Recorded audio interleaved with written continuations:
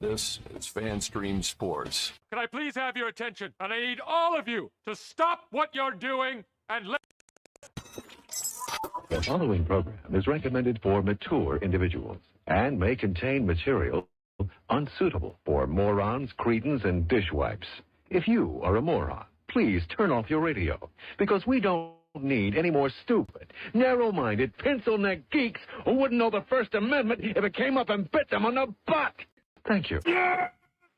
Here we go! I guess I want to take this opportunity to tell you a little bit about my pants.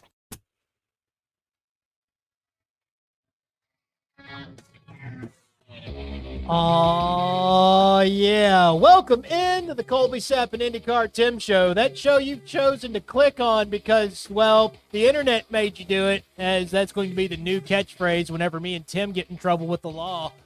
That's just what's going to happen. Always true. You can reach us if you're listening via podcast form where you have downloaded this episode and you are now in the future to our past. You can text us still at 214-937-0569 for all the people that do that way. That's the way to communicate with us and let us know what you like, what you dislike, or, hey, just comments on what we're talking about, which that would be grand. And if you're currently on some of the live apps that we are on, whether it be Instagram, whether it be the TikTok, whether it be the Facebook or the Twitter, and you would like to talk to us, then do so via the app that you're on. Leave a like, a thumbs up, or hell, something to let us know that what we're doing is good or bad or indifferent. Or ugly. Yeah, just let us know. I am Colby Sapp, as one of the people that's in the name of this show. The other name in this show is the guy that's been commenting and bobbing his head. He also pushes all the buttons. It's one IndyCarTim. What's up, Tim? Colby, my sports nipples are going crazy tonight. Because of Raw and the return of the Wyatt Six. I don't know what those words are that you just said. Oh. Colby, we have 2 championship games on tonight. Yeah.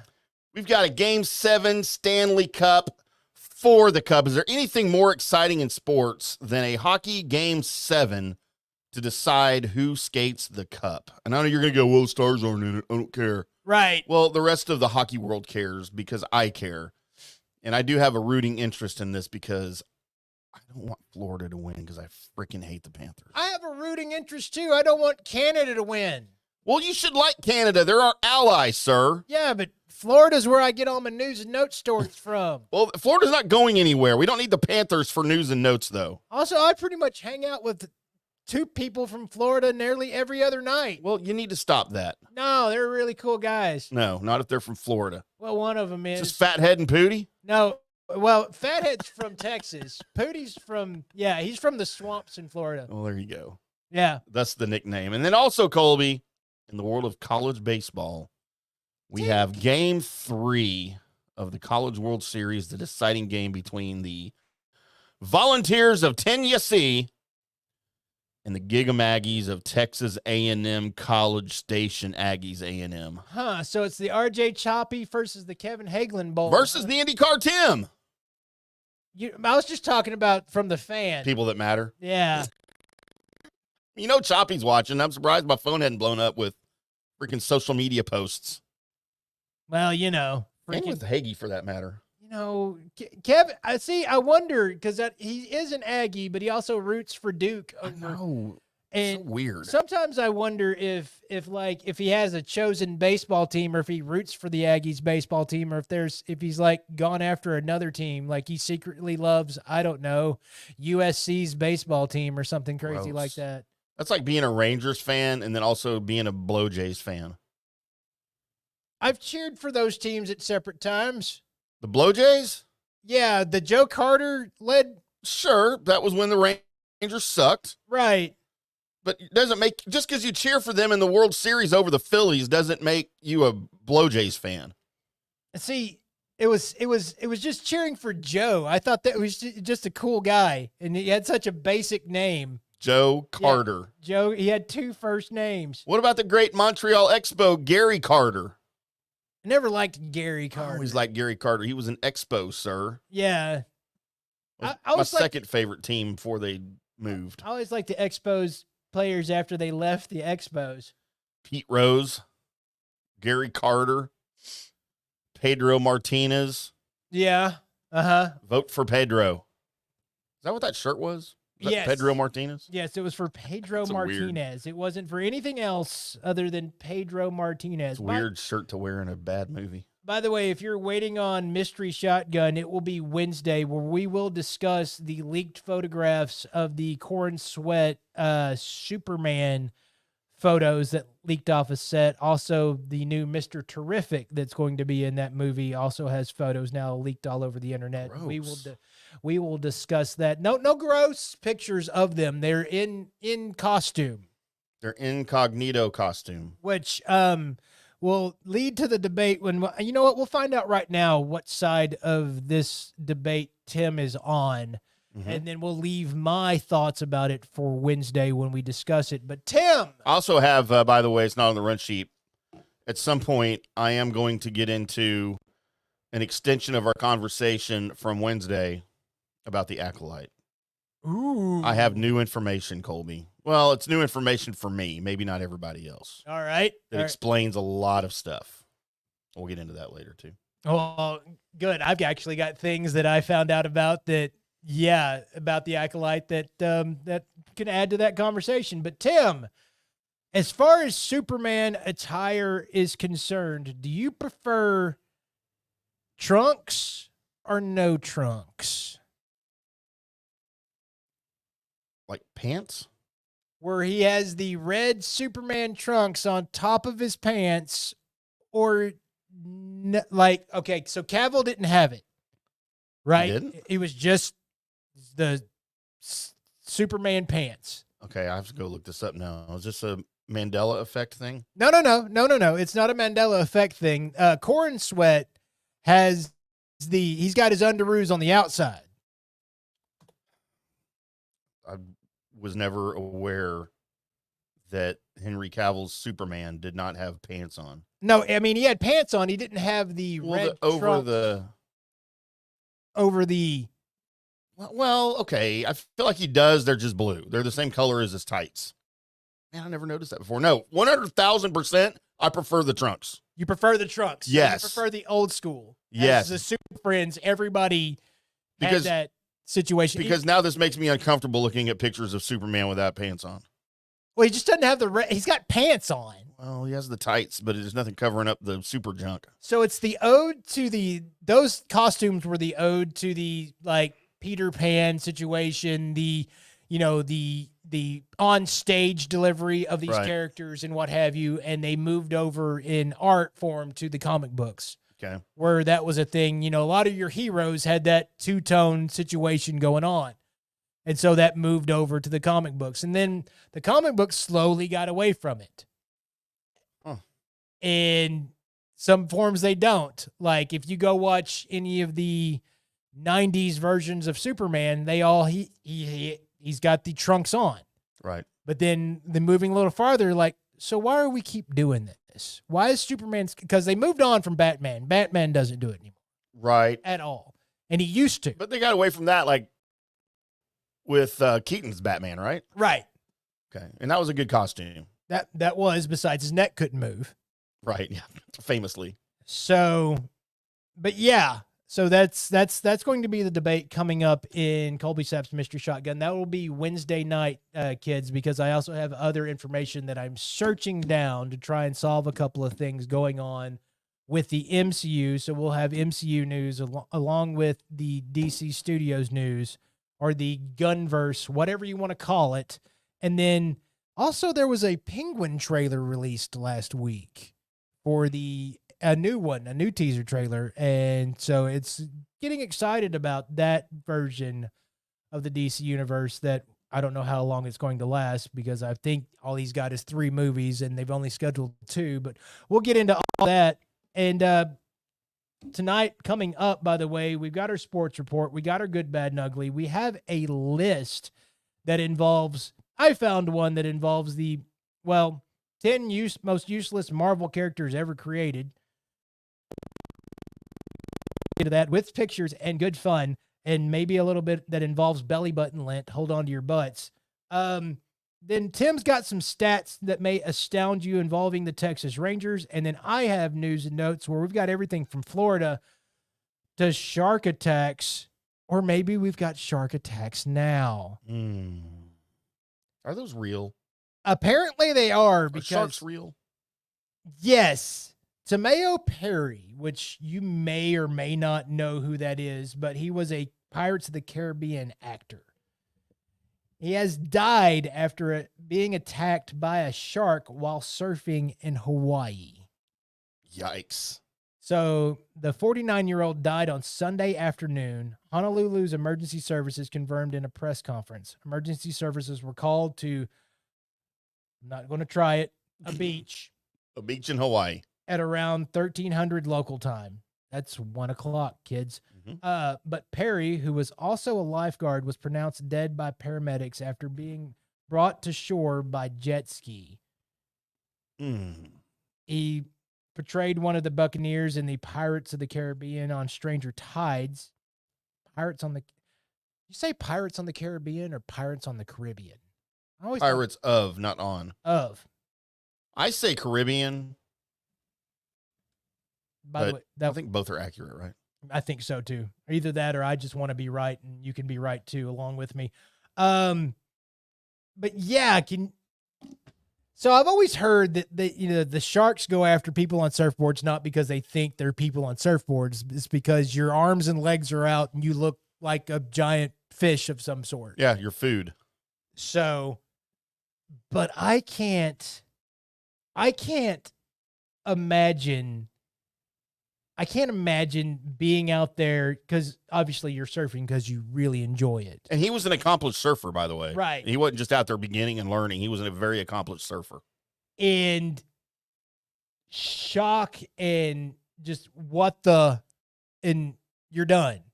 Mm-hmm. If I were to make a list of the most definite ways that I don't want to go, it's by animal attack. That's got to be up there, right? Knowing that you have no defense, that this thing just wants to do what it's going to do, and you could try. And it can do whatever it wants to you, like a bear or something like that. Right. Even though I've seen those TikTok videos where the cameramen are on the beach and the grizzly bears just, yeah. And they all like extend their coats out and go, "Woo!" And it runs off confused. I'm not risking it. I mean, no, I'm not. But yet if it works, then don't you try it? Well, you got to try something. At that point, yeah, because it's barreling down. It's either do the raise your jacket up and look like a streaker, or toss Phil in the way, right? That's your only two options. Your slowest friend. Yeah. Just everybody get behind Phil and shove. We'll make it out of here. I don't got to beat the bear. I just got to beat you. That's right. It's got to be quicker.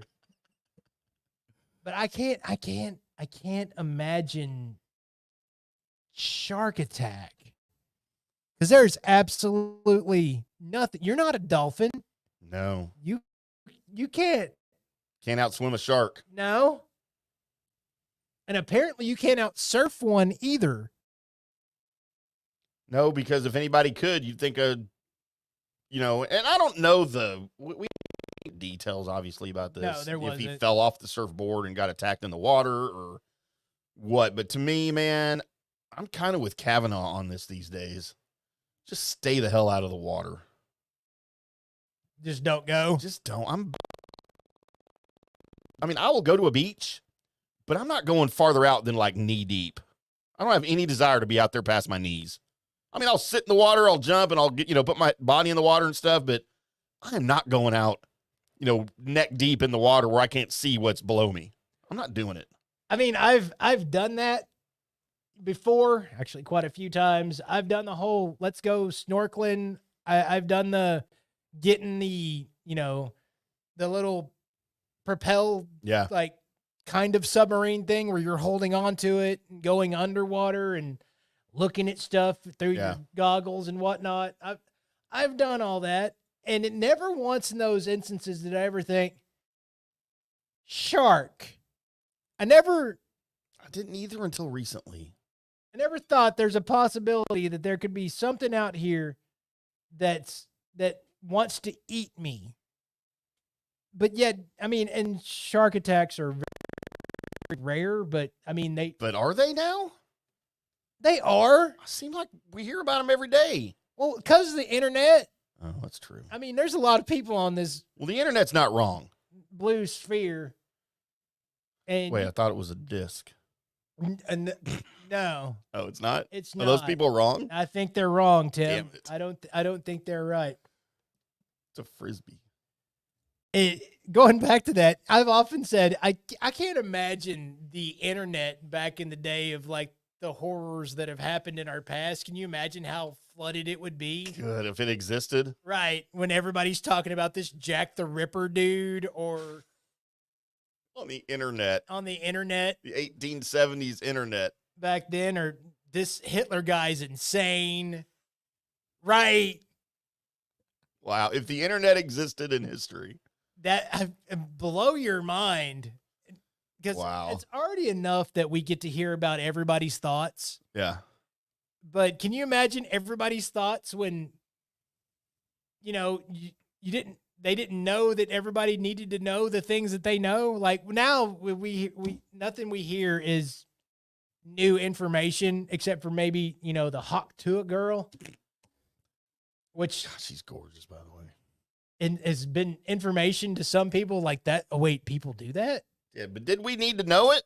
Yeah, yes, we needed to know. Hawk Tua. You know, spit on that thing. You know what I feel should have gone viral over that? What's that? That should have been more viral than Hawk Tua. No, it shouldn't. A girl making sure that other people know that, hey, ladies, you need to go ahead and spit on that thing is a lot more informational and just, well, quite frankly, cute. I feel like we already knew that, though.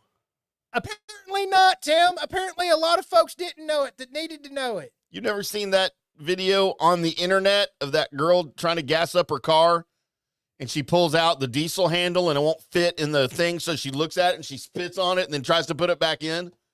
That's an actual video that occurred at a gas station from like the surveillance video. Like really? Right. Hawk Tua. She Hawk Tua'd that thing. She And it did. still didn't fit. She did. Good for her. But that's a lot more informational. That one too than pot fart girl. Pot fart girl was hot too, though. That she's a little less hot with the pot fart, man. Not to me. Man, just a little less. I want her to do that on demand. No, I demand she stop. Colby, if me and her are laying in bed, Uh-huh. and I'm really tired, I've got a slight headache, and she sort of starts reaching over and scratching my back or whatever, and I'm just like, man, can I just wake you up in the morning? I said, I just don't feel like it right now. She'd say, okay, I understand. And then if I hear, I am on top of her in about 5 seconds. You are the only one in the world that hears that noise and goes, it's go time. And then if I hear followed by a, she's getting pregnant in about 4 seconds. You're lying now. I think you're playing a joke. No. You don't think that's hot? No, there's nothing hot about that. It's kind of hot. If the back end of that thing starts talking to me while I'm thinking about going anywhere near it with my plumbing, I think I'm out. In fact, you know what? I don't have to think. I know. Oh, I'm in so many out. ways. I'm out. I'm so in. Well, that's not what you said that one time. Shooting a load into a lady. That was about the action movie where the dude shot people while also shooting the lady. I don't even remember the context. Shooting a load into a lady. Shoot 'em Up, the movie, which, by the way, if you haven't seen Shoot 'em Up, the movie, you need to, just to understand me a little bit more. I jumped into a mosh pit with a guy in a full-blown chicken suit. I did. Did you fart in that chicken suit? I wasn't in the Oh, the chicken guy suit. was in the full-blown chicken suit. So, well, we've meandered our way a long ways to get to me having to now quietly segue to Tim and go, hey, Tim. Good time. What day is it, bud? Don't even know after all that. Glad you asked, though. Well, it is time for what day is it? As I attempt to meander and find our graphics here. I'm very good at graphics today. No. Our computer's kind of slow here. What's happening? I mean, there it is. I got my computer doing several things in the background. It's probably not good while I'm streaming, huh? No, probably not good. Colby, I'm glad you asked. Who do you get your electricity from? Oh, I'm just kidding. Oh, good, because I don't know. No link.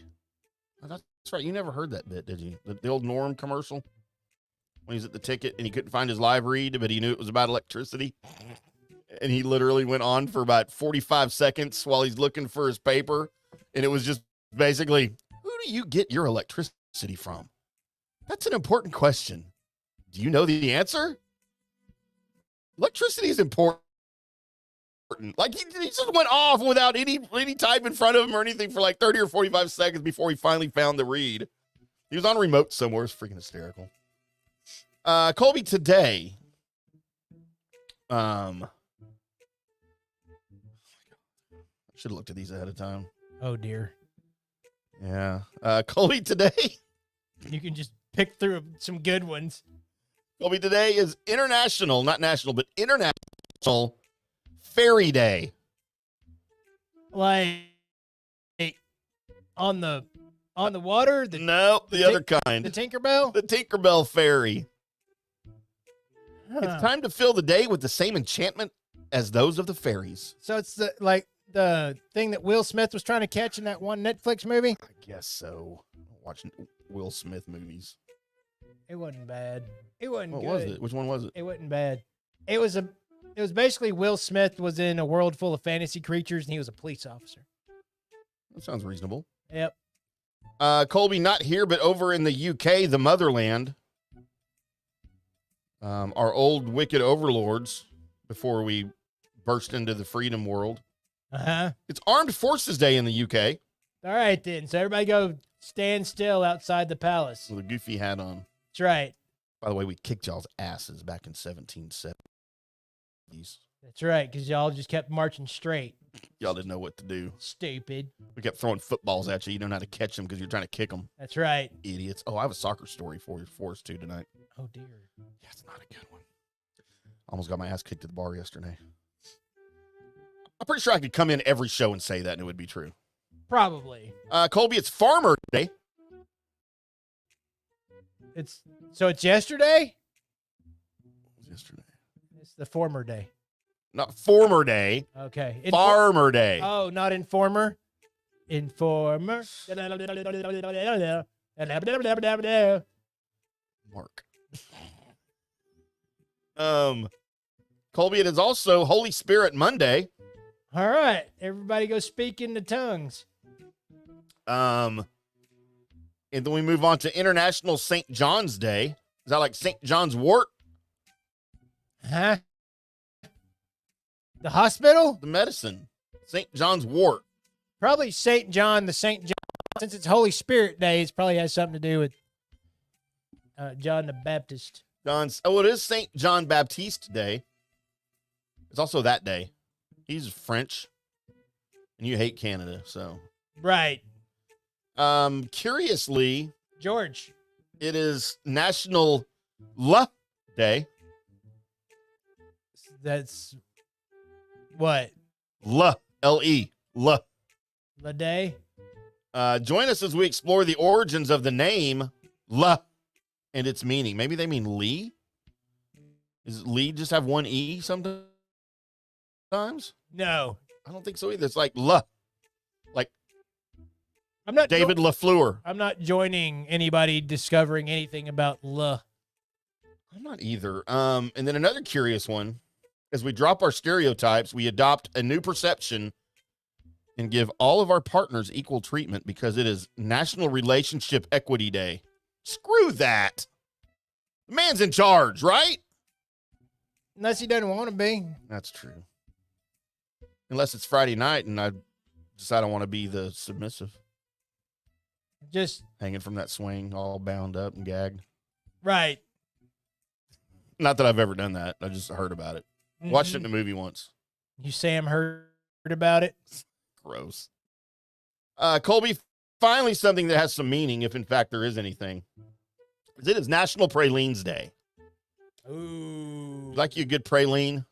Dude, yes, and then also that the one that's always in the, like, when you're leaving the Mexican food restaurant and they've got the Mexican form of the pecans in the sugar stuff and all that reminds me of oh, that's the best.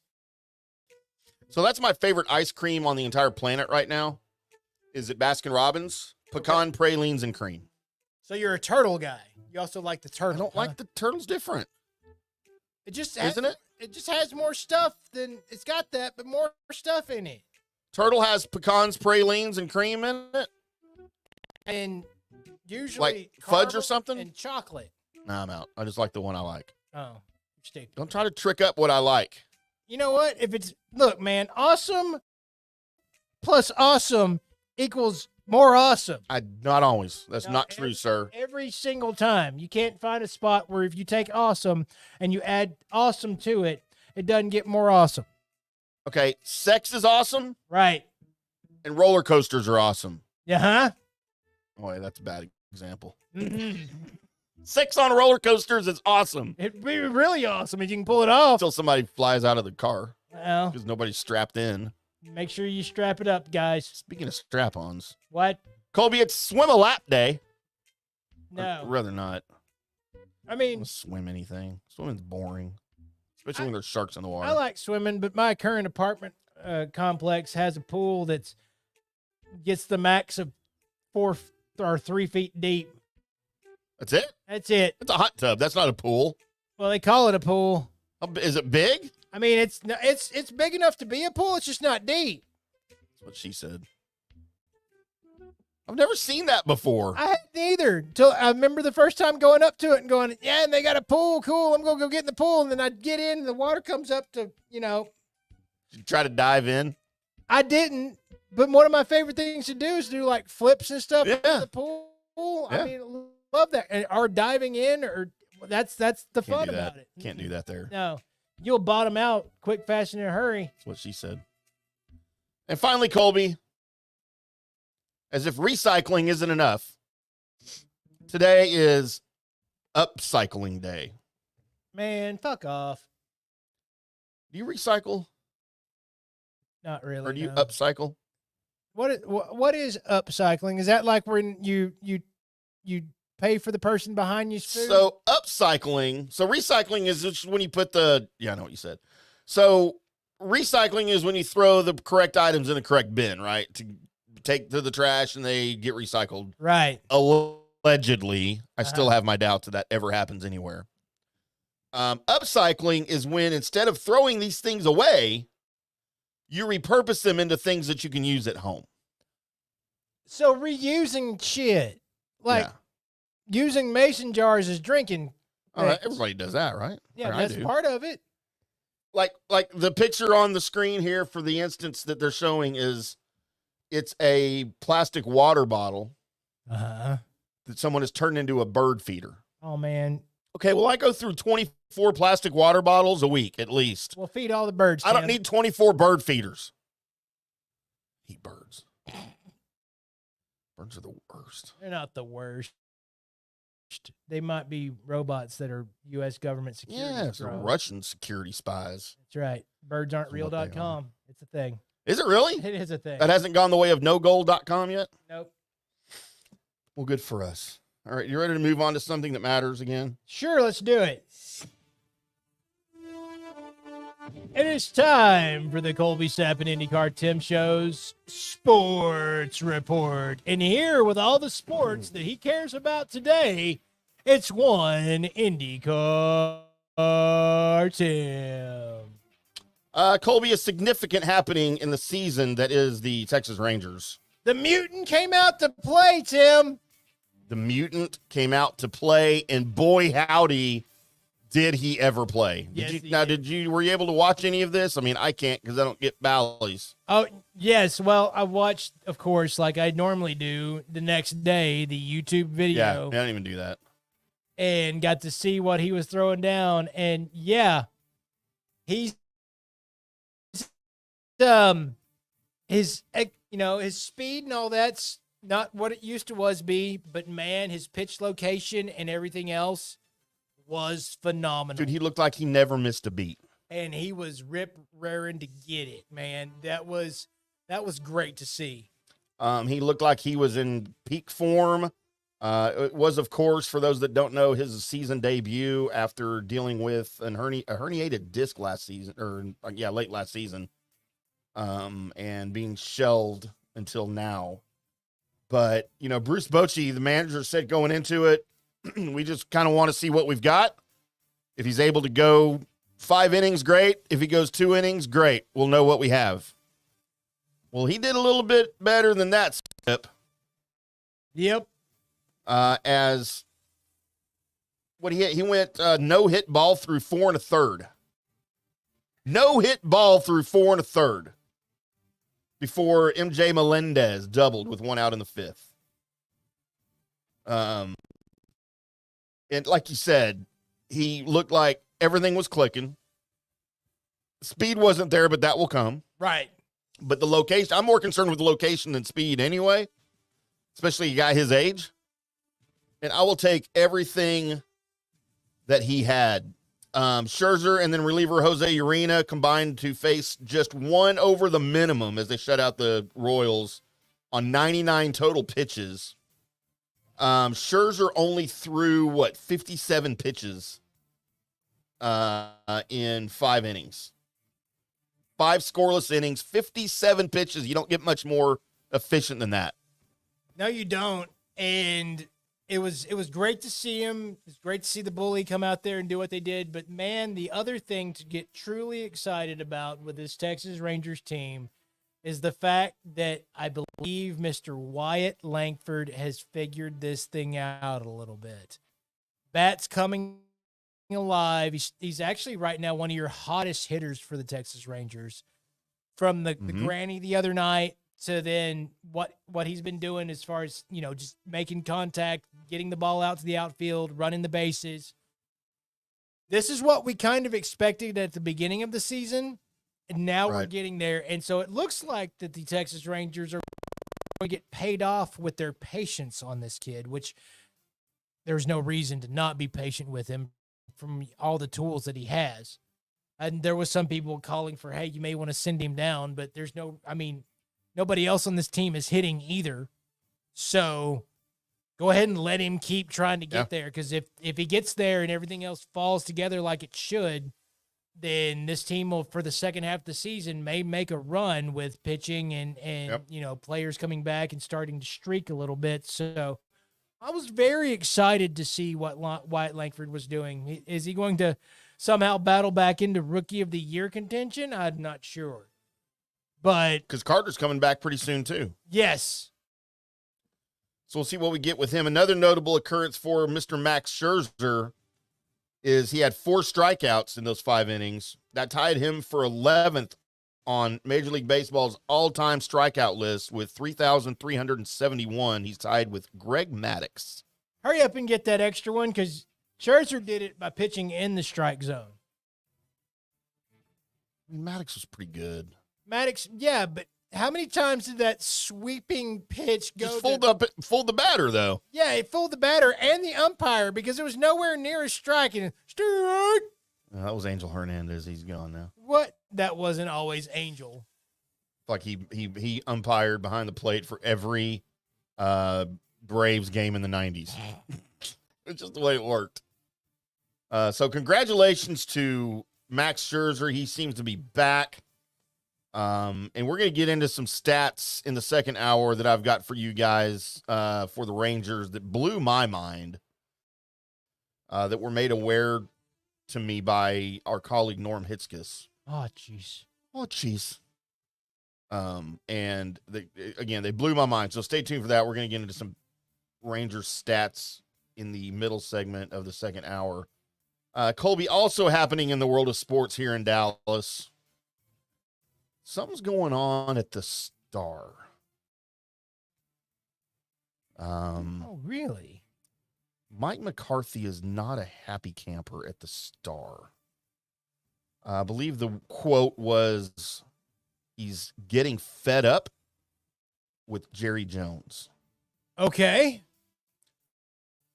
An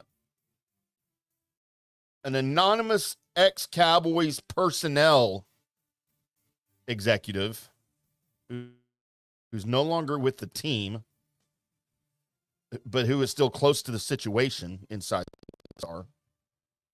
I don't know who that could be.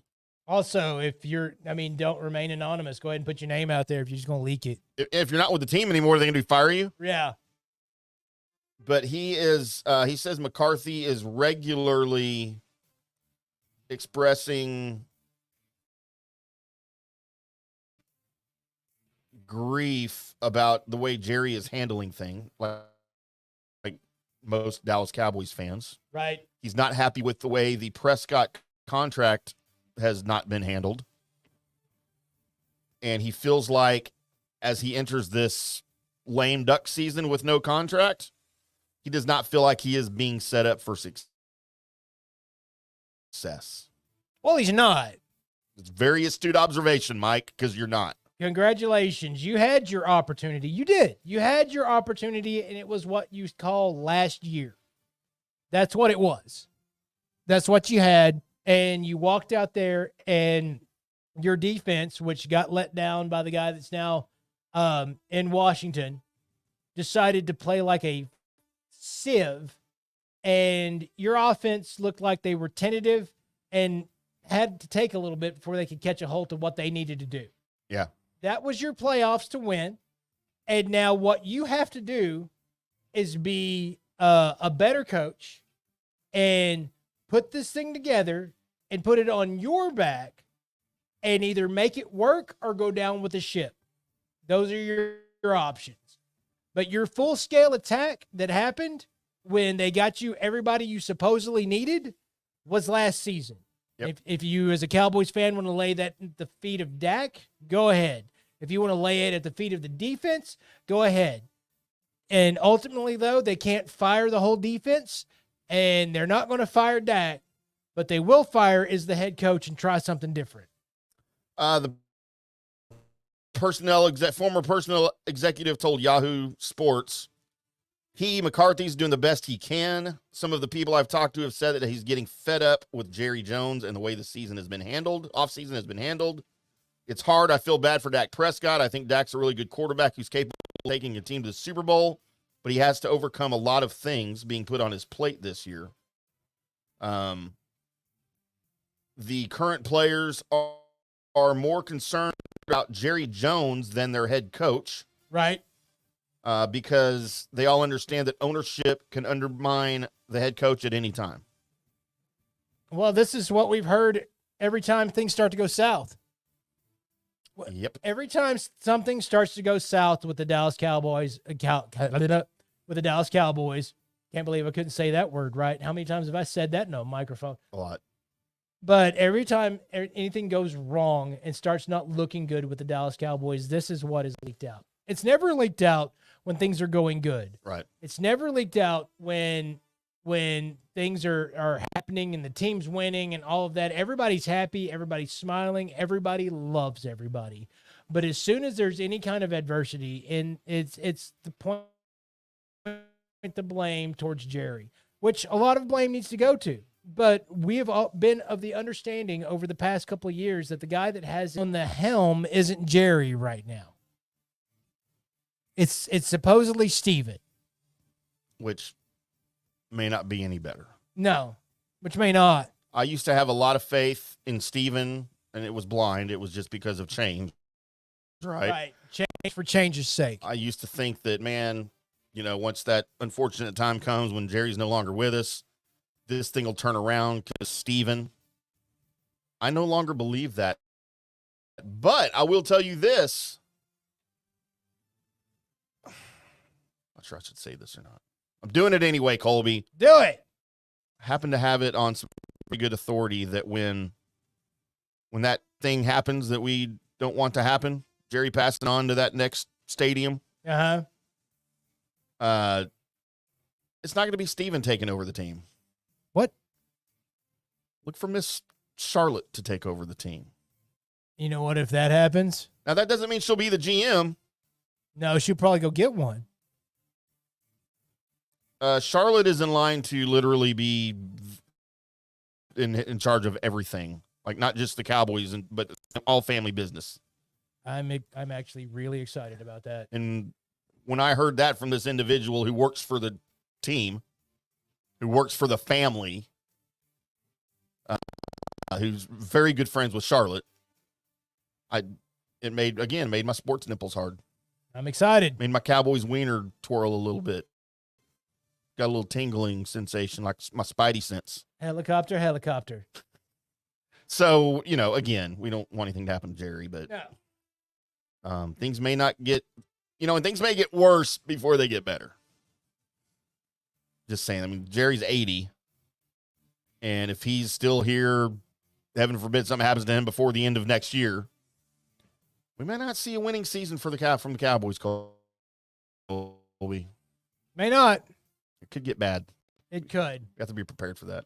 I am boom or bust on this season. Either y'all surprise everybody and win a lot and all that, or you know what? Don't win a damn game and let's get a draft pick and let's move on.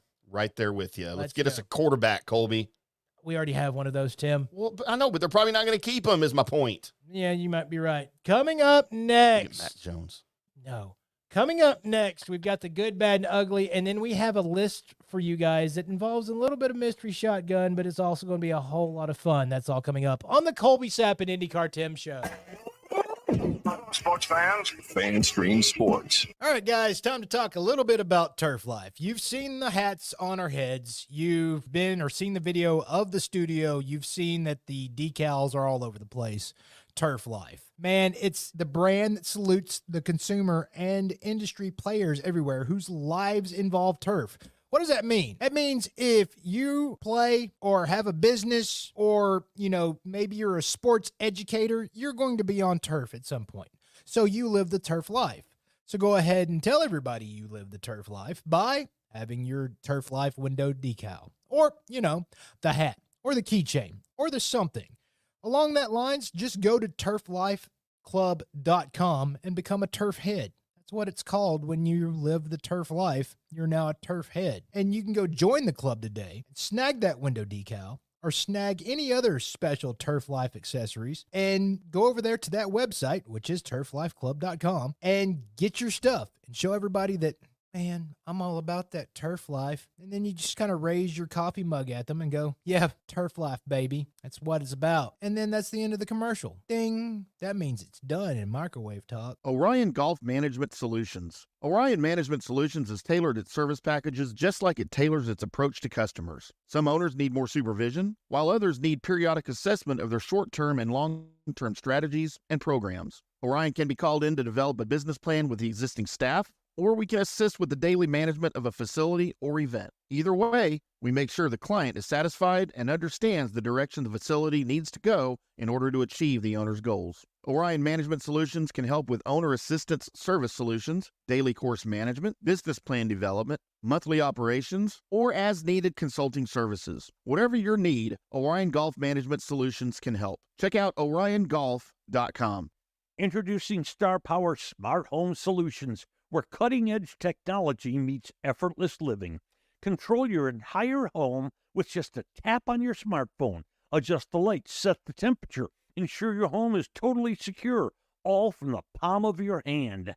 Experience the ultimate solution in comfort and security for your family. Start by going to the website, GetStarPower.com. That's GetStarPower.com. Hi, golfers. IndyCarTim here. I want to talk to you a little bit about Golf Central Magazine. It's not just a golf magazine. It's the magazine for everything. Turf, travel, philanthropy, and lifestyle. Head over to golfcentralmag.com and check out the latest issue.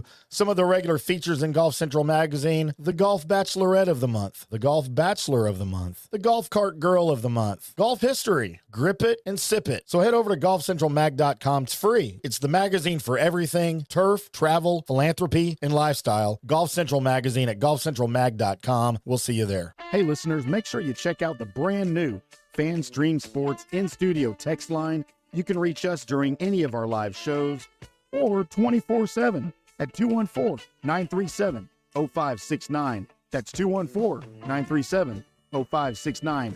Text us 24/7, day or night, and we'll reply to you and make you part of the show. More Fan Stream Sports. Welcome back to the Colby, Sapp, and IndyCarTim show, right here on Fan Stream Sports on a Monday.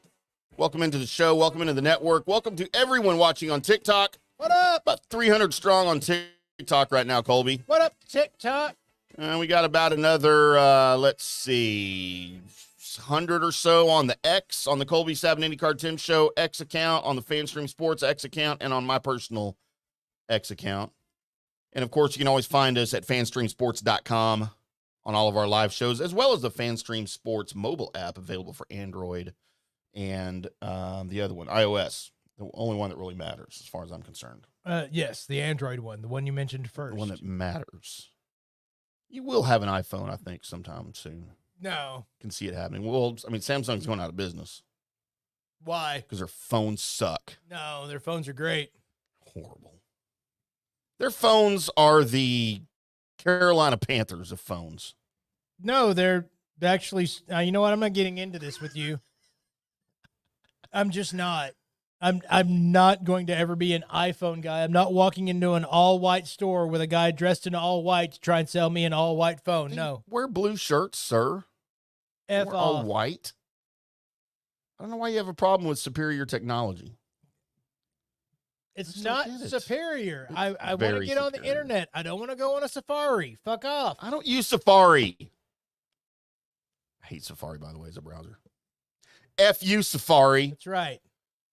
But you know what I do know? F you, F you, F you, and F you. Peace out. I'm going to go have a Guinness. F you. This is that segment where we tell you to F off. Actually, no, that was just JP doing his normal show. By the way, join JP just about every day, middays, as he talks about that there Tampa Bay sports stuff that's going on. Usually have a pretty cool guest on, and you also might see Tim there every once in a while. Probably. That's how you do that. Look, man, this is that part of the show where I go through all the people that were born today, find the people that are famous enough to make my list, make a list of the people that I think are famous enough to make my list, and then I offer them up to you guys along with me and Tim for us to decide, along with you, who is the good person, who is the bad person, and who is the ugly person. Thus the style of music that's happening, because it simply just matches the show. Congratulations. Starting off today, you know what? This is going to be the section... I call this this is the Tim part of the list. Uh-oh. Hot chicks? No, we'll get to some of those later on down the road. But for the most part, except for maybe one of them, this is the section that I think Tim knows. Oh, okay. Of the list. All right. A lot of the others, I don't know if you know or not, to be honest with you. All right, we'll play a game within a game. That's right. So starting off today's list, turning 77 years old, one Mick Fleetwood. Colby, drummer, Fleetwood Mac. That is correct. Do you know where the name Fleetwood Mac came from, since his name is Mick Fleetwood? It's not just a variation of his name out there? So the Fleetwood comes from his name, obviously. Right. But the co-founder of Fleetwood Mac back in the late 60s, longtime bass player who was still there and former husband to Christy McVie, John McVie. So the Mick in John McVie became Mac in Fleetwood Mac. All right, there you go. There's your music history for you. History sucks. It's awesome. Passed away in 2020. Elvis. No.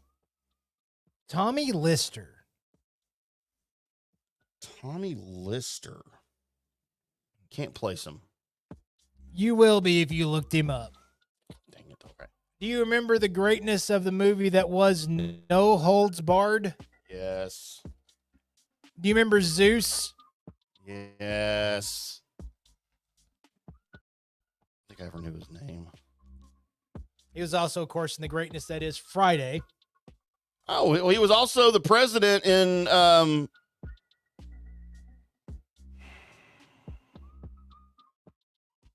Yes, he was. I can't remember the name of the movie either, Tim. Thank you. Idiocracy. No. Wasn't the president in Idiocracy. He was. It wasn't the same guy, no. You're thinking of Terry Crews. Was it Terry Crews? I think so.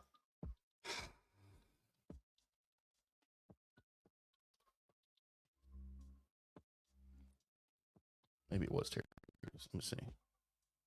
I'm pretty sure it was. Had long hair. Remember his name in the movie?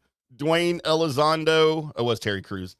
Dwayne Elizondo Mountain Dew Herbert Camacho. That's right. President Camacho. President Camacho. Sorry, yeah. No, I know that actor. I didn't place his name. I didn't know he was dead. Turning 77 years old today, Peter Weller. RoboCop. Damn right, it's RoboCop. Went to North Texas, sir. Did you know that? You know what? I didn't know that. Is that the reason why RoboCop was shot here? I think that was unrelated, probably. Okay. But a cool fact. He's from Dallas. Cool what? Cool fact.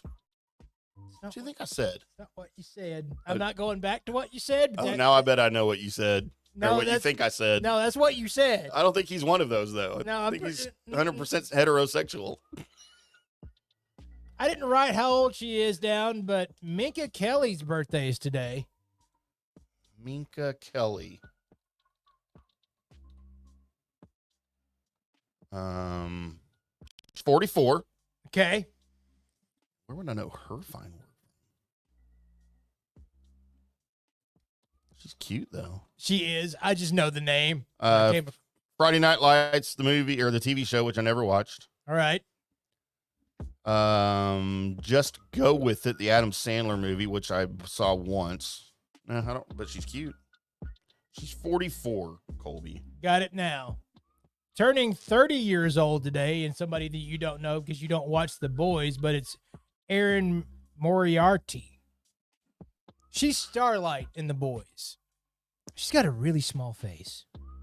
Erin Moriarty. At least that's what I think of every time I see her. It's like, man, her face is small. She has a tiny face? Got a little bit of tiny face, man. Oh, she kind of does have tiny face. She's cute. Oh, yeah, she's cute.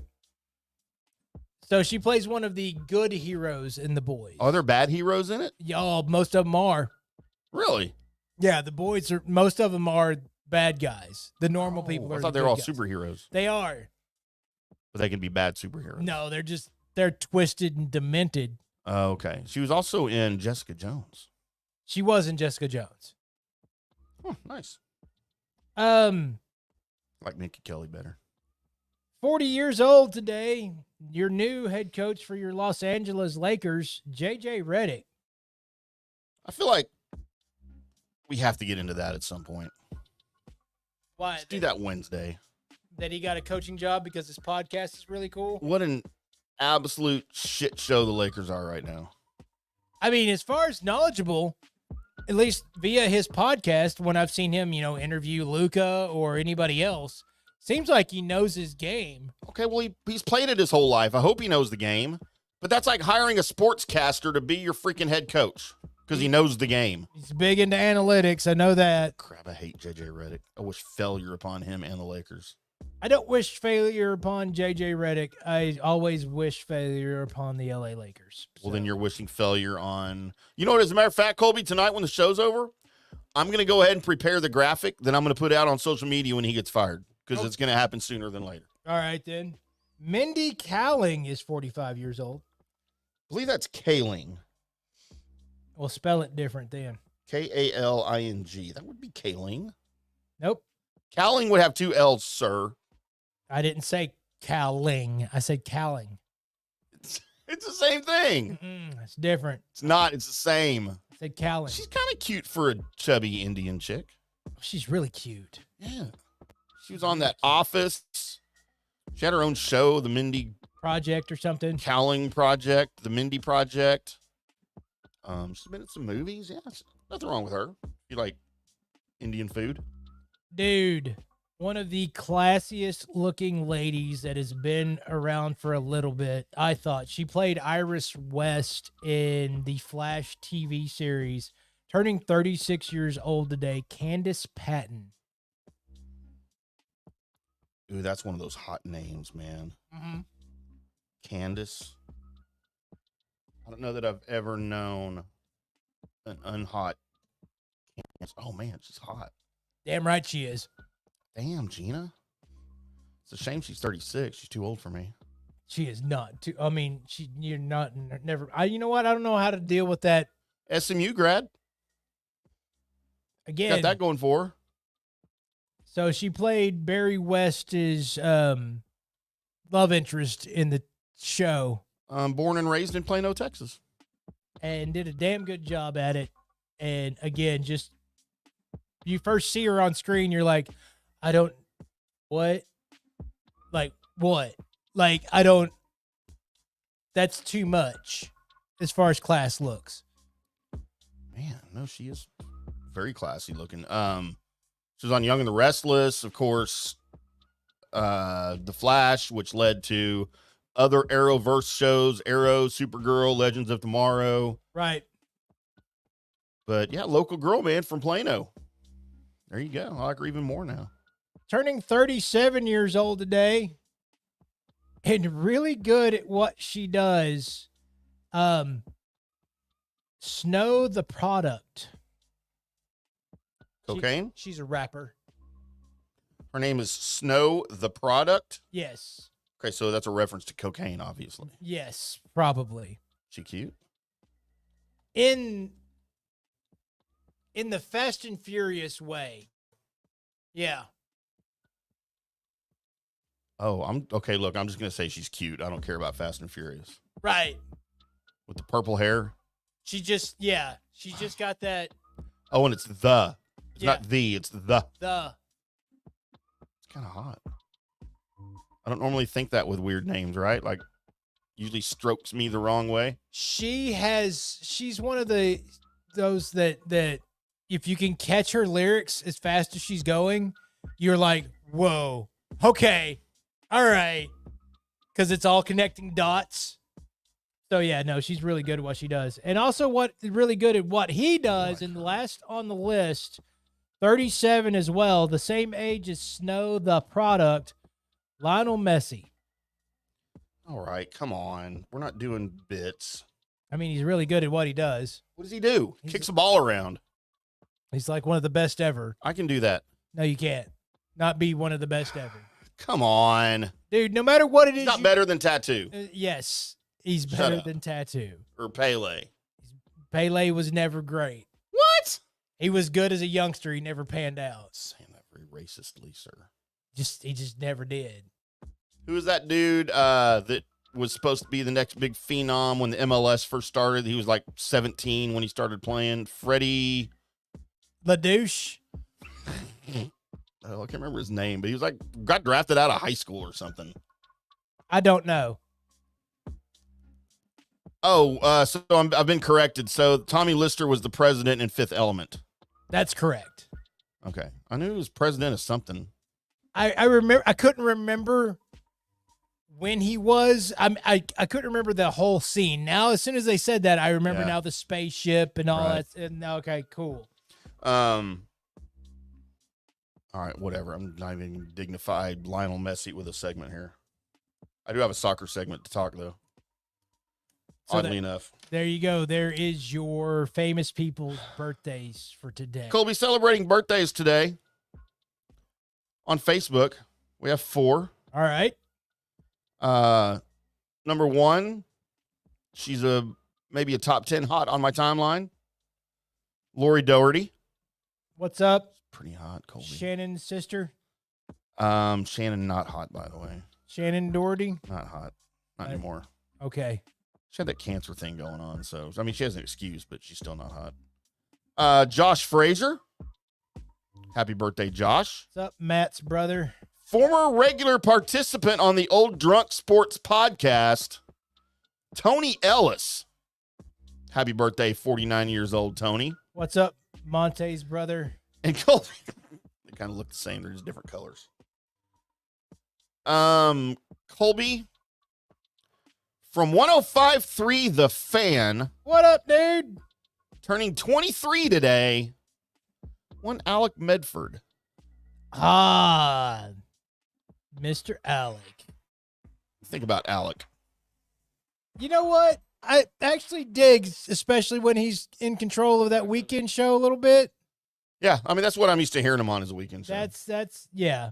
I'm good with it. I am good with it. All right, Colby. Well, here we go. It's a tough one, dude. Because I have one extremely obvious good here. Okay. As I turn to the music world. But I've also got like 4 hot chicks. And I don't know which direction to go. So I'm going to start with my bad. All right. Lionel Messi. Oh, okay. And I'm going to throw the word idiot in there with bad as well. Idiot. I mean, he's made more money than you and I will ever see in the entire world. Colby, money is not everything, okay? I'm just saying, you may not be able to call that like that. Which is a good thing because I don't have any. My bad. Oh, sorry. My ugly.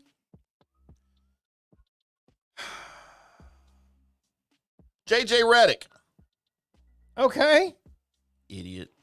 We need to add good, bad, ugly, or idiot to our list. All right, Colby. My good. It's going to blow your mind right now. Snow the product. Wow. It's fine, dude. You know what? I guess I'll call up some Snow the Product songs that you need to listen to on your way home. Think you could get us some actual Snow the product up here before the end of the show? You know what?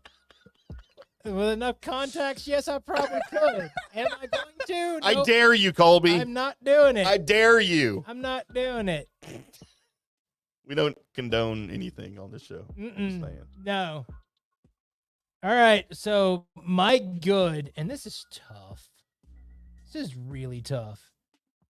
Because, first of all, you went Snow the product. That threw me off. I told you it would. Thought she deserved a little something. And I was like, well, maybe I go that direction. But I think I gotta go Peter Weller as my good. Okay, fair enough. Just because of my love of RoboCop and RoboCop 2. Not RoboCop 3, The Space Ninja Strikes Back, but those two were real big staples. My bad is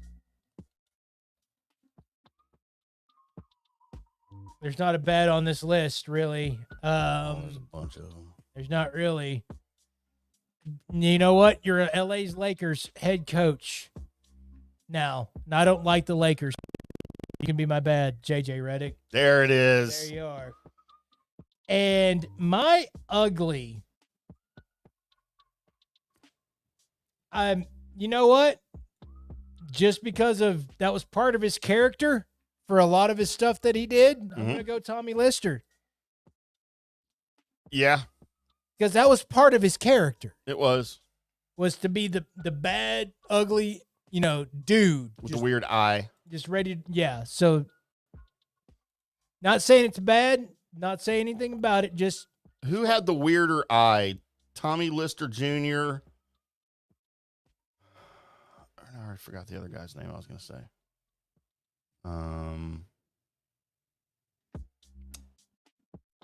Crap. He played Saul Guerra in Star Wars. Oh, good God Almighty! Why? He had the weird eye too, right? Why? Why can't I think of his name? Crap. I'll get it here in a second.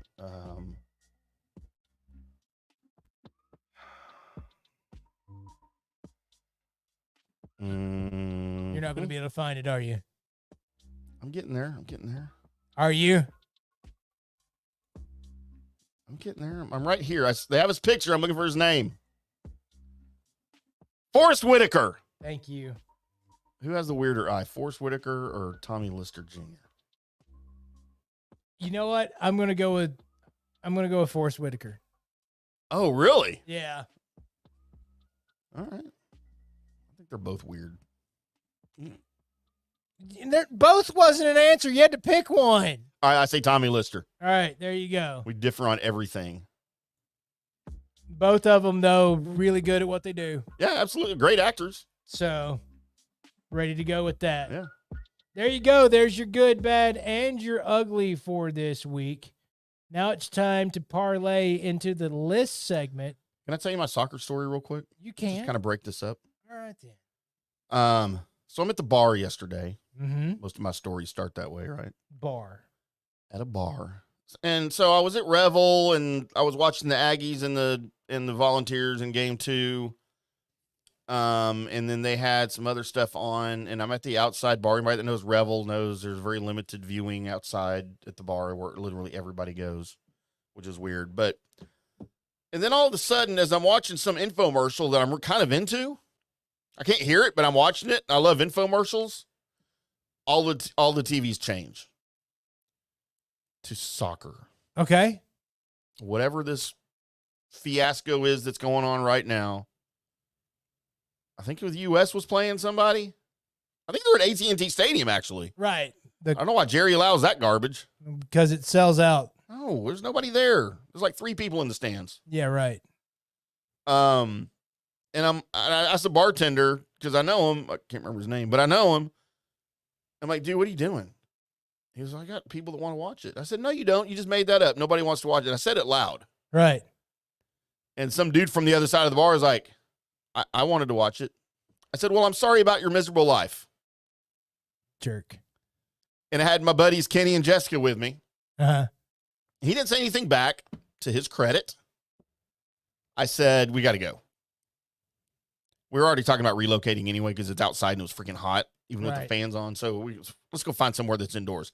So we go to Green Gator on Main Street, right next to the soccer stadium, which I don't refer to it as because it's more of a concert venue now than it is a soccer stadium because nobody watches soccer.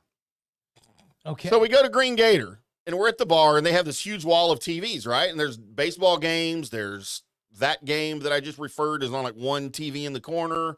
There's TVs all around. It's a great place. I love Green Gator. Their food's amazing. The drinks are amazing. And then all of a sudden, and I'm jamming to some music. The jukebox is on, right? I played some songs, and I'm going to town, drinking my Miller Lite, doing my fireball shots, talking to Kenny and Jessica. We're having a good time. And all of a sudden, the music stops. I hear a game on, and every TV in the effing bar goes to soccer. Okay. And I look over at the bartender, and once again, the hell are you doing? I like that song. Well, somebody requested the game. I'm like, the game was on. What are you doing? I was pissed because I was drunk by now. I wasn't playing. I was like, dude, can you just turn not one TV on this freaking miserable thing that's on? I went off. Probably overboard even for me. So I'm at the elbow of the bar, right? Right. I'm sitting right here. There's like a seat this way to my right, and then it goes the long way perpendicular to me, going that way. And there's a dude about 3 seats down going that way. He's a big dude. And all of a sudden I hear, I requested that. And once again, Tim says, well, I'm sorry about your miserable life. Well, he wasn't as nice as the first dude at the other bar. He goes, you need to shut your mouth. Or he was a lot more graphic. Right. And Kenny's to my left, and he's like, hit me in the ribs with his elbow. Like, dude, you might want to calm down a little bit. And I was like, look, just because you like a stupid game doesn't mean the rest of us want to be subject to it. I like the music that was on. I wasn't scared of him, even though he's probably twice my size. Okay. And again, I got the Miller Lite going on, right? All the confidence. I was ready to go, dude. I was ready to go over a soccer game. So dumb. And Kenny he started to stand up, and I started to stand up. And Kenny grabbed me by the waist. And Kenny was saying, man, just look, he's had some drinks. He really doesn't like soccer. And I was like, yeah, because it's dumb. Like, I wouldn't stop. And the other guy was like, I understand. Sat back down, went back to his game. And I stood up for about 5 minutes, finished my beer. And I was like, you know what? And I said it really loud so that everybody in the bar could hear me. I'm leaving, and I might not fucking come back. walked out the door, and went to another bar. Uh-huh. Dude was huge, Colby. In retrospect, he's really big. You were really dumb at that moment. Almost probably got my ass kicked. Yeah, for being dumb. Probably would have deserved it. Yeah. But I hate soccer. It's so stupid. I don't understand it. That's the thing, is that if that's what's happening, as long as, I've still got the vivations and my friends there, that's where the Colby I don't care comes into play. I don't care. And I don't get triggered by crap like that anymore at bars because I don't care about anything. I don't know why I got so triggered. It was because they were shoving it down my throat. Like, if you want to watch it on this TV over here, that's fine. You got 40 TVs right here on this wall. Why do they all have to be on soccer? There's other things happening in the world. More than likely because the U.S. was playing. Who cares? They're playing soccer. It's not even a game. I mean, it is a It's game. not a sport. It's an activity. It's not, because you don't like it, it doesn't mean anything, Tim. It means a lot to me, though, Colby. Where's your national pride at? I have all the national pride for all of our national sports. Soccer is not a sport. You know what? Even if it's bowling, I'll watch that. Yeah. I would watch our national, cornhole team before I watch soccer. I just don't understand. I don't understand the appeal. I don't understand why it exists. I mean, it does. And by the way, I renamed it on Facebook. I don't know if you saw my post. What? We can't call it soccer anymore. It's field foosball. It's just football. It's field. Okay, don't trigger me. It was football before football. It's field foosball. What we're calling it. It was football before football was football. No, it didn't even exist. Yeah, it did. Soccer wasn't invented till like 1950. Sure. Dipshit. Stupid soccer. Field foosball. Hate it so much. Pissing me off already. I mean, I don't know Tim, what segment's next. it's the list segment. We're here. Oh, I was about to play Mystery Shotgun. Mm-mm. What do we play for list? This. It's just sure. Yeah. I have went to the internets and found the Mary Sue, which gave me the list that I'm going to offer up to you guys tonight. As it gave a list, and I agree with it for the most part. Maybe we introduce you to some Marvel characters that you never knew existed. As we've got the 8 worst comic book characters, actually 10 of them, ever. And I am going to start. You know what? Let's go ahead and start at number 1 and work our way to 10. How about that? Oh, you want to go backwards? You know what? You want to go? You want to go I don't 10? care. Normally you start at 10 and you work your way down. You know what? Fine. Let's start at 10. Talk me into it. Sweet. Can I talk you into hating soccer? No, you can't. Damn it. You sure can't. At number 10, we've got somebody who isn't terrible, but it's pretty much a one-trick pony, and that's one Bailey Hoskins. He looks like Richie Cunningham. A little bit. So Bailey Hoskins, personality-wise, is actually not that bad. He's a mutant, but here's the thing. His power is he can blow himself up. What?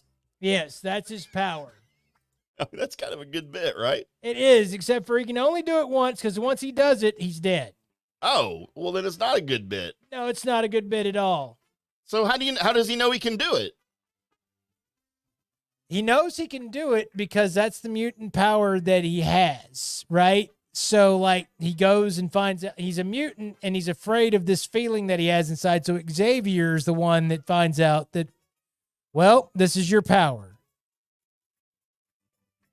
Through Cerebro and what have you. Even weirder.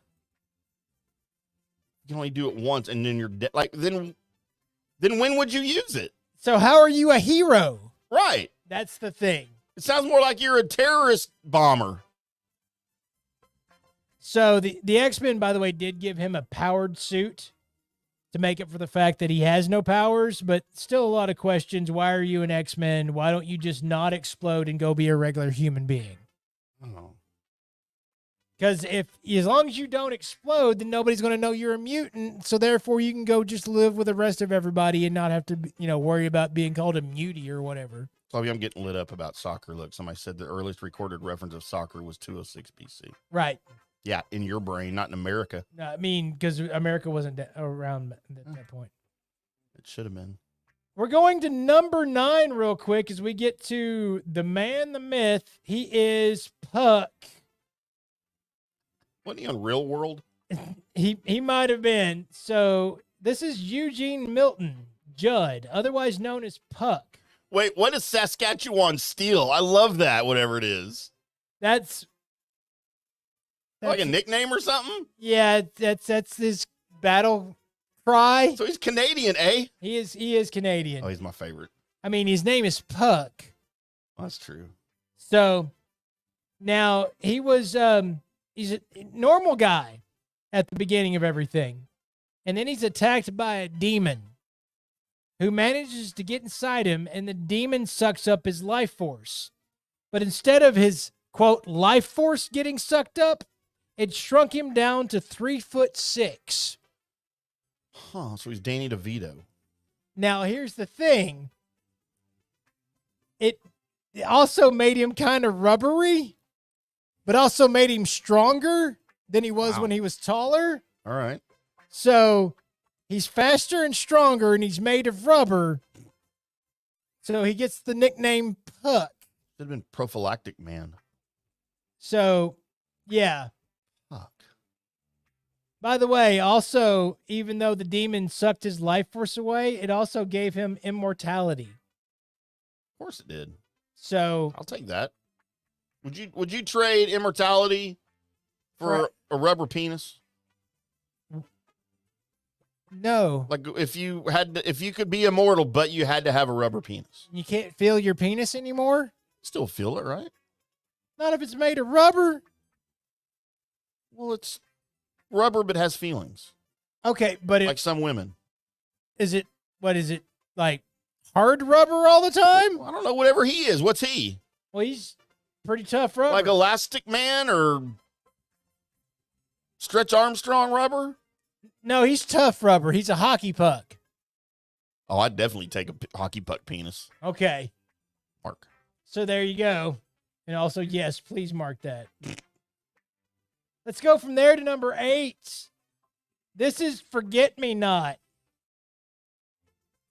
He's a mutant who has a very weird power, as unless he's talking directly to you, you will forget he exists.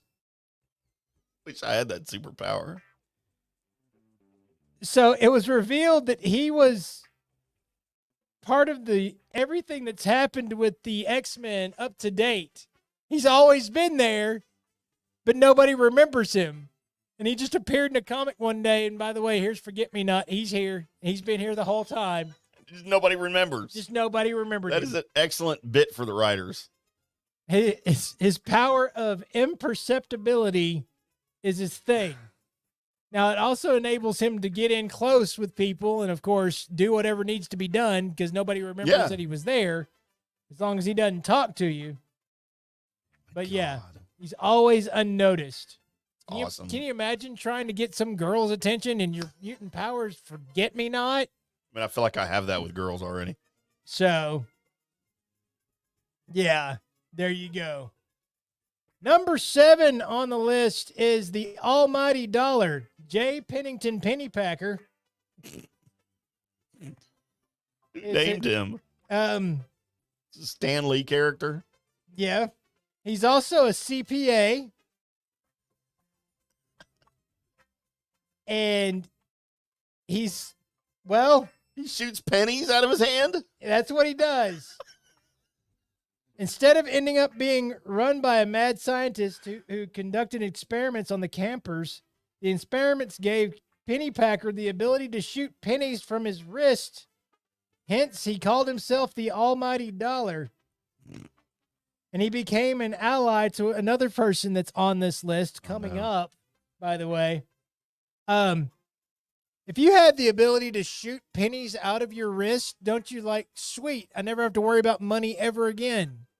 I mean, kind of. His thought was, sweet, I'm going to fire him at bad guys. Because you'd have to shoot him like into a jar. Right. and then spend time rolling them up. But yeah, you would never run out of money. And it's 50 cents per roll that you get. You got to take all that to the bank.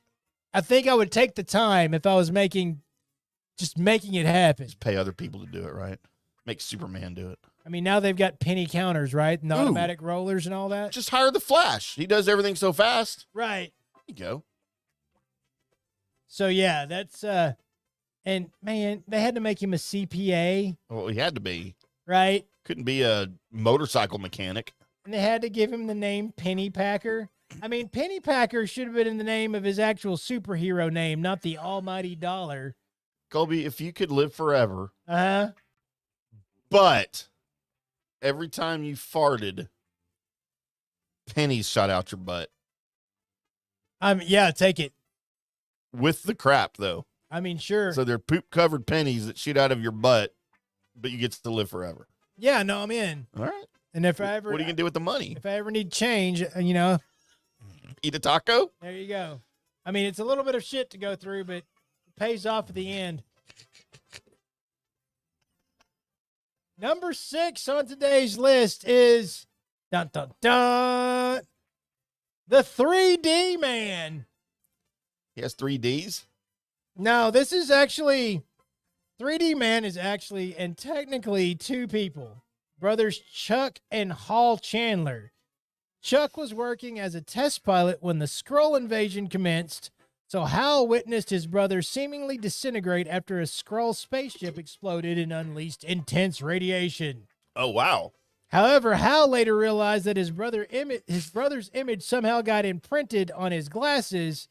Chuck was now a 2-dimensional being, but when Hal concentrated, he could make Chuck 3-dimensional again, hence dubbing him 3D Man. Who in the hell came up with this one night, and what drugs were they on? All the drugs. When 3D Man was summoned, he had triple Chuck's speed, strength, durability, and senses. So he was 3 senses and definition man. He had triple. So he was 3 times stronger, 3 times faster, all of that. So 3D Man. Okay, Colby, so this makes sense because 3D Man's first appearance in April of 1977.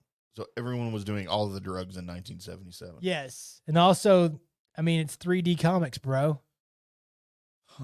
Because that was really when people started like, hey, we can do this 3-dimensional thing.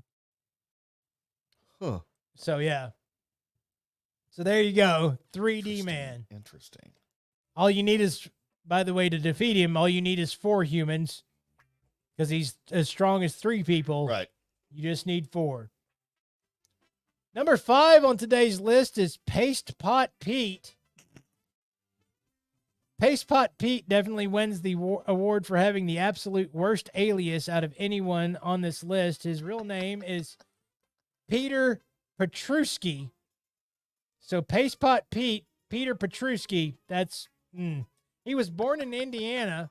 Later in life, he developed a patented type of paste, which made him pretty wealthy. Money didn't seem to be enough for him, though. Hence, he named himself Paste Pot Pete, armed himself with a gun filled with paste, and donned a costume and tried to be a supervillain. Poor man's Batman. Yeah. Of course, he got made fun of relentlessly for his nickname and costume. Eventually, he did change his name to the Trapster and became a formidable villain who joined the Frightful Four. However, he mainly just failed a lot and got reminded of his old nickname constantly. Paste Pot Pete. Paste Pot Pete. Oh. Fresh out of the 90s and a friend of the almighty Dollar, coming in at number 4, NFL Super Pro. Yes. Tom Brady. In the 1990s, the NFL and Marvel collaborated to create the NFL Super Pro. The NFL Super Pro was Phil Grayfield, a former football player who became a sports reporter after a knee injury derailed his career. One day, while on assignment to interview a chemist superfan, Grayfield is confronted by a band of thieves. They steal some sports memorabilia, of course they did, and then set the place on fire. So then somehow the chemist's potions mixed with the fumes with the sports memorabilia and gives Grayfield powers. The chemist then gives him an indestructible football uniform modeled after Captain America's suit, and he becomes the NFL Super Pro. In other words, he's pretty much becomes a walking advertisement for the NFL. It's the greatest thing ever. He fights villains like the Quick Kick and Instant Replay. The quick. And uses football phrases frequently, such as bellowing out touchdown way too often. The NFL Super Pro is the example of why you don't mix football in Marvel comics. He just has about the most nonsensical origin story of any Marvel hero, and his comic book issues are filled with cheesy football tie-ins. There you go. Good Lord, what are we doing, NFL? The NFL Super Pro. It's Number awesome. 3 I want to read that comic book. is one of my favorites because you talk about what kind of cocaine was going on or drugs. This is fluff, ladies and gentlemen. So Peter Milligan and Mike Allred are known for creating unconventional comics, but they may have taken things a little bit too far when with the introduction of fluff. The creators had previously written some series on X-Force and X-Static, showing the fans that they weren't afraid of high stakes and the unexpected. Hence, many expected the same from the Excellent, a comic book series from the duo following a team of mutants. We didn't expect, though, that they were going to drop a mutant with belly button lint powers.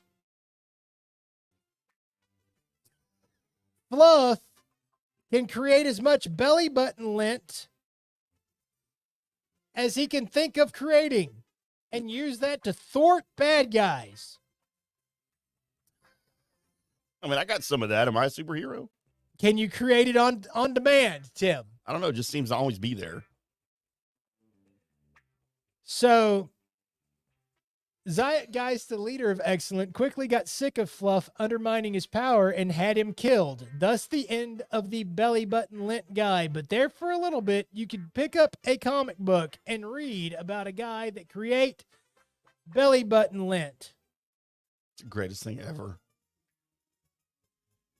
So, there you go. At number 2, Dr. Bong. Like I knew him in elementary school. The sad thing about Dr. Bong is that his name isn't even the worst part about him. Dr. Bong is a man named Lester Verde. As a child, Verde was bullied relentlessly, so he started coming up with creative insults to hurl at his tormentors. His penchant for insulting people turned him into writing exaggerated exposés in college to get his professors fired if they didn't agree with him, or get his fellow classmates kicked out of college if he was jealous of them. He also aggressively pursued a woman named Barbara Switzler, despite her clearly rejecting him numerous times, which is less sad than creepy and gross. Verde then became a rock music critic to impress Switzler, but ended up losing his hand in an accident while performing with the band. So, what does all this have to do with him becoming Dr. Bong? Not much. One day, Verde just magically transformed into Dr. Bong and became a genius. No explanation said. That's like some of the current movies. He just showed up with a head and a bell, used his genetic expertise to turn Howard the Duck into a human, and forced Switzler to marry him. Yeah, there's no reason that Dr. Bong became Dr. Bong. It's just he had a bad childhood, but he was really creative at insults. And then he turned Howard the Duck into a human and married the woman he was stalking. So is he then called Howard the Human? No, he finds a way to become a duck again. Oh, he switched back? Yeah. That was before or after he had sex with Leah Thompson? Oh, no, that was after. I liked Leah Thompson until I saw her having sex with a duck. Still one of the most confusing points of my childhood. It was the beginning of that movie where there was duck boobs. Yep. And I was like, there's boobs. But they're duck boobs. But they're duck. Are they still hot? I mean, I think I'm attracted. Well, doing something for me. At least I'm down. And finally, at number 1, Getting there. Hindsight Lad. I like his rear view mirrors. So, and how can he see the rear view mirrors on the side of his head? The first guy, Bailey Hoskins, is pretty useless character because, you know, he can blow up, but he can only blow up once. But at least he's a mutant and does have a power.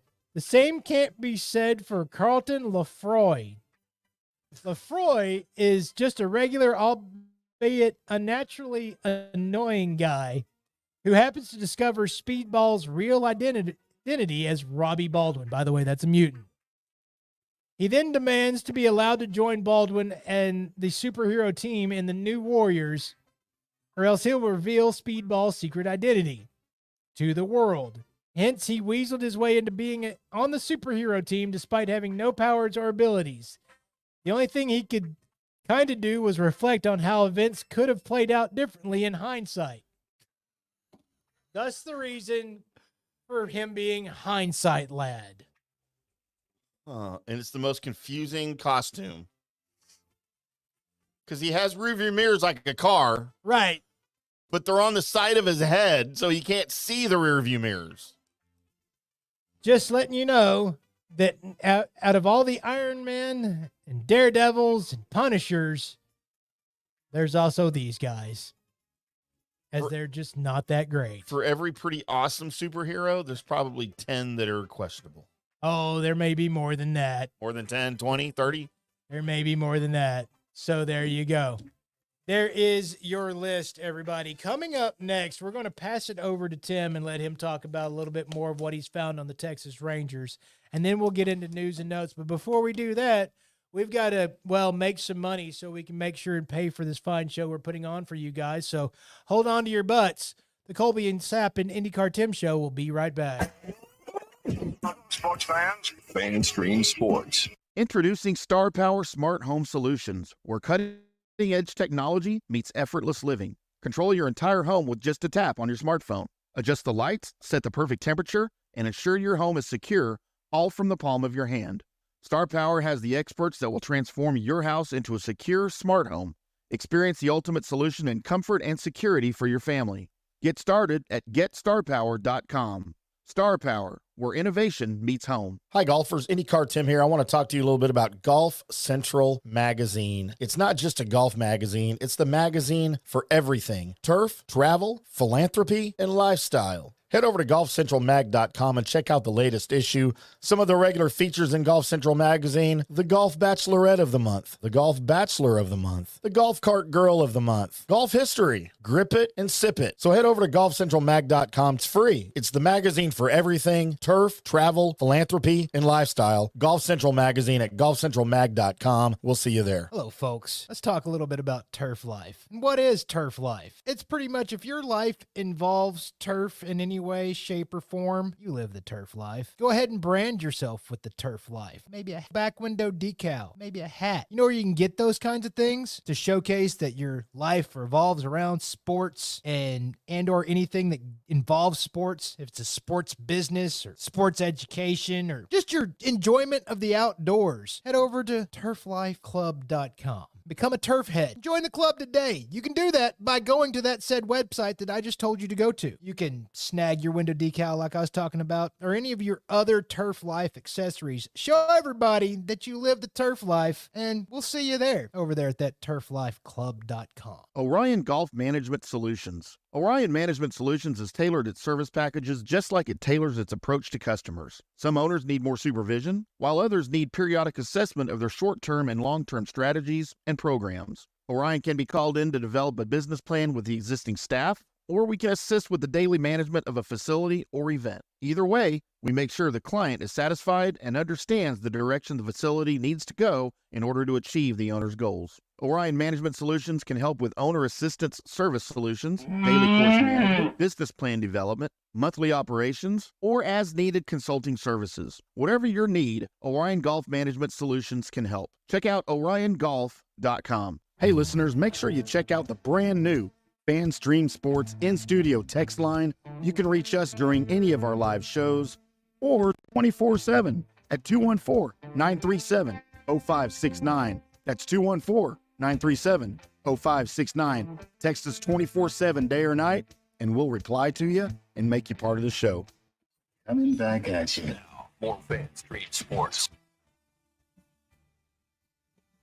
Welcome back to the Colby, Sapp, and IndyCarTim show right here on FanStream Sports. We got about, 20 minutes left here with you. Appreciate everybody tuning in, being part of the show. Everybody on TikTok, Instagram, Facebook, X, of course at fanstreamsports.com and FanStream Sports TV, our YouTube channel. Make sure you go over there and subscribe, like all the videos. Click that bell for notifications when we send stuff live. We got live stuff that literally goes out every day. And new episodes of things literally every day. The great Norm Hitzkes is on once a day with us. Mike Fisher is on twice a day with us. JP Peterson out of Tampa is on for 2 hours once a day with us. Go check out all of their great shows. Colby and I are here twice a week with you. Yep. Mondays and Wednesdays, 7 o'clock Central Time, all the way until 9 o'clock Central Time. Just screwing things up. Like, I don't know, that's what we're good at. I mean, that's what we do. If you're wondering where this nonsensical show actually tries to get to by the time we get done, we don't know. Yeah, we wonder that too, to be quite honest with you. Colby, before we get into Texas Rangers stats, found an interesting power rankings. All right, then. Involving your Dallas Cowboys. Okay. As Mike Florio over at Pro Football Talk gave his 2024 pre-training camp NFL power rankings. And while there are several surprises on this list, the Cowboys are not one of them. Would you like to care to offer a guess where Mike Florio, noted attorney turned sports writer turned broadcaster, right, has the Cowboys slotted from 1 to 32? 1 to 32? Let's go the unlucky 13. Very, very close, actually. But oh, lower. Really? So 14. Lower. 15. Lower. Okay, now we're getting dumb. 17. Higher. All right, 16. Okay, you mentioned now we're getting dumb. Yeah. I feel like that's about right where they belong. Okay. In number 16. I had zero problem with this at 16. Just because there are so many questions going into the season for this team. All right. I mean, there's a lot of questions around the whole entire NFL about everybody they got out there. There's very few teams that you can go and go, all right, y'all ain't got no questions. We like what you got. You're probably going to be really good. Keep in mind, this is Mike Florio doing this, not really someone that knows football. Okay. Florio knows the business of football more than I think he knows football, but he's always an interesting read. Of course, you've got the Chiefs at number 1. The 49ers, Lions, Ravens round out the top 4. Number 5 to me, maybe the most glaring ridiculousness on this list, because he has the Eagles at number 5. Oh, okay. I would not have the Eagles in the top 10. I might have them down by maybe like 1 in front of the Cowboys. Maybe. I also wouldn't have a problem if they were behind the Cowboys. I think the Eagles will be the team that ends up winning. If you just left out my heart and my brain went, then they're the ones that are probably going to win the East next season. But they're just like the Cowboys. They're one little bomb away from that whole thing exploding in their face. Yeah, like it did last year, for Right. sure. And I think you have to take all of that into account because they haven't changed anything from last year, and I feel like the team's gotten worse. As far as the surprises go, rounding out the top 10, Packers 6, Bills 7, Bengals 8, Bucks 9, Texans 10. Mm-hmm. Kind of surprised he has the Texans that low. I feel like it's accurate, but I feel like a lot of people are way too high on the Texans.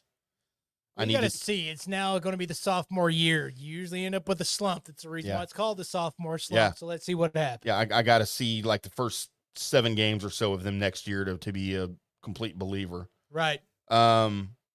Dolphins 11, Browns 12, Rams 13, Steelers 14, Chargers 15. The Steelers to me are way too high on this list. They are, and the Browns are a little high. Browns are probably too high. I feel like the Chargers are probably too low. No, not by much. No, well, I mean, they should be lower than the Cowboys. I disagree. What they don't have nothing.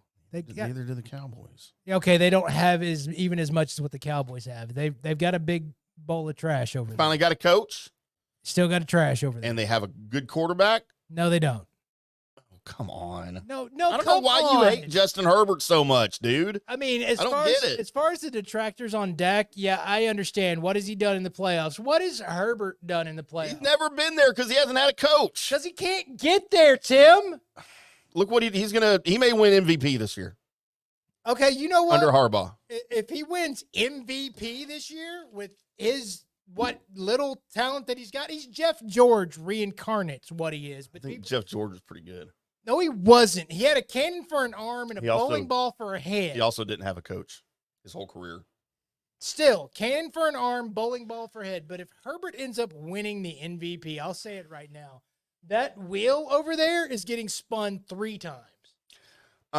Again, we had the Cowboys at 16. At number 17, Colby, I don't know what drugs Florio takes, but I want some because he has the Chicago Bears at number 17.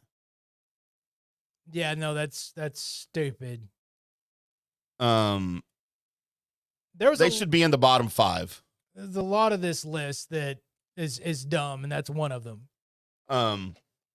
Colts 18, Falcons 19. I mean, okay. It's got the Bears ahead of the Falcons. Yeah. And the Colts. All right. The Bears ahead of the Jaguars at 20. Okay.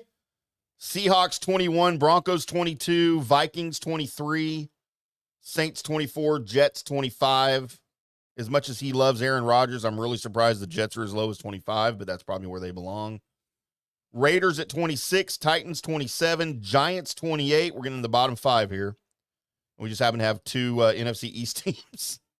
Giants and Commanders 28 and 29. That's probably about right. Yep. Cardinals 30. Yep. Patriots 31. Okay. And the Bryce Young-led Carolina Panthers coming in at number 32. I want to see what Bryce does his second year. It can't be as bad as his first year. Let's see what happens there. I don't know if they need to be at the bottom. I think I'd put the Patriots at the bottom right now if I just had to pick and choose.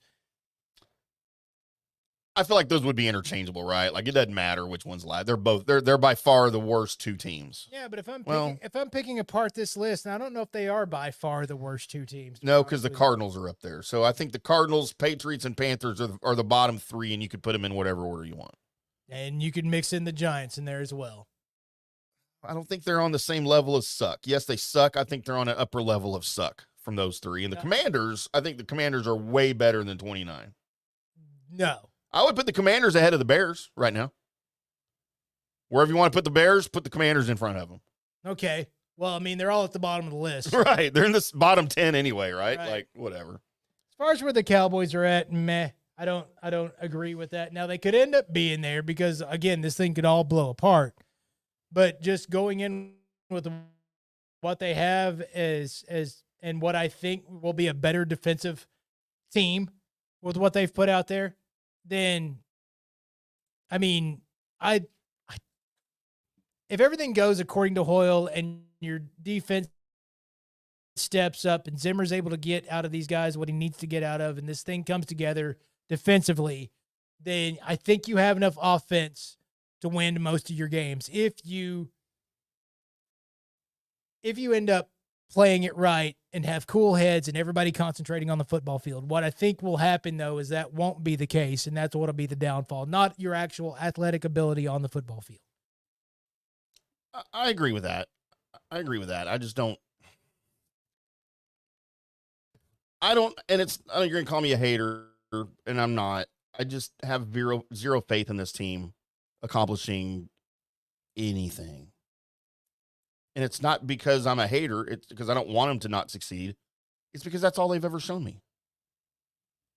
And when you've got Mike McCarthy and Dak Prescott with their future so uncertain, I don't think that's a recipe for success and for confidence in what you're doing. If both of them get together and get in the trench together and they're going to fight out of this thing and they're going to show the world that they're better than what the toys they've been handed as they've claimed, and they don't turtle, then this could be this could get the reaction out of it that I think Jerry wants out of it. Fine. You want to, nut up, so I'll pay up? Cool. Do it. Because I gave you all the toys last season. We went out and spent all the money and did the things, and it didn't happen. So if your toys right, then we'll just take them away. Now see if you can play right. And you've got CeeDee Lamb with no contract. You've got Micah Parsons with no contract. They could all show Jerry Jones by all trenching against him, pulling that whole major league thing and just going against the boss and winning despite them. Right. They could all do that, and then they could flip the bird together to Jerry and say, all right, you're either going to pay us now or not. They could do that or they can turtle. That's their options. So. All right, Colby, real quick before we get to your news and notes. Okay. Texas Rangers. They've obviously struggled this season. They have. And 6 games behind, or 6.5 behind first place. We have attributed it mostly because of pitching injuries, right? And the pitching that has struggled, and we've seen the pitching struggle. Right. Did some numbers digging, thanks to our boy Norm Hitzkiss over there at that FanStream Sports. So the team ERA last season, the World Series championship season, the team had an ERA of 4.28. Okay. Not great, but no. You'd like to see that under 4 for sure, but the offense was on fire last year, and it was all you needed. Colby, through 77 games this year, through all of the pitching struggles, through the losing streaks, the team ERA is 4.01. All right. The team ERA is 27 points lower this year, and now you got Max Scherzer back. And Evaldi's finding his stride. Right. Gray's pitching well. He is. And you're going to get some guys back, hopefully, here towards the end of the season. You're not even halfway. You're very close to the halfway point. And you're keeping your team ERA around 4. Dude, I have no problem with that whatsoever. And we got to remember this going into it. Yeah, and yes, we've been pointing at the pitching and the injuries there, but we've been pointing at the injuries everywhere too. That's happened all up and down this lineup. Right. And going into this, we just thought if you can keep your head above water, which quite frankly, they haven't, they're under 500. But if you can keep your head above water until your pitching comes back, this wasn't counting the other injuries that happened to the lineup. Right. Then let's see what you can do. And that was the idea going into it. Well, you didn't keep your head above water, but now you're getting these guys back, but you're also going to slowly start getting some of your offensive players back. And this thing looks like maybe a good second half team ready to rock and roll. And if you get that and you start getting more reinforcements and you don't keep compounding it with more injuries, which that's always the scare, then you could see a real big surge from these guys in the second half. And that's something that would, of course, make everybody excited. And that's what we need around here, let's be honest, because all the rest of our sports teams gave us real big surges, except for the Cowboys. But everybody else gave us real big surges and really gave us something to hope and be excited for in the future. Yeah. The Rangers don't have to do that because they gave us the ship last year. They don't have to. It'd sure be nice to have some meaningful baseball come back around for a second season in a row. And you have the opportunity with what you see right now. So the Rangers are 37-40, dude. They're only 3 games under 500. Right. No. 6.5 back from Seattle. 6.5 back from Seattle. You're in third place because you're half a game back of the Astros. Right. The Angels are having their worst season in franchise history. They've got a .395 winning percentage right now under Ron Washington. And again, talk about injuries, dude. Their team is hurt. They have that's all they have is injuries over there.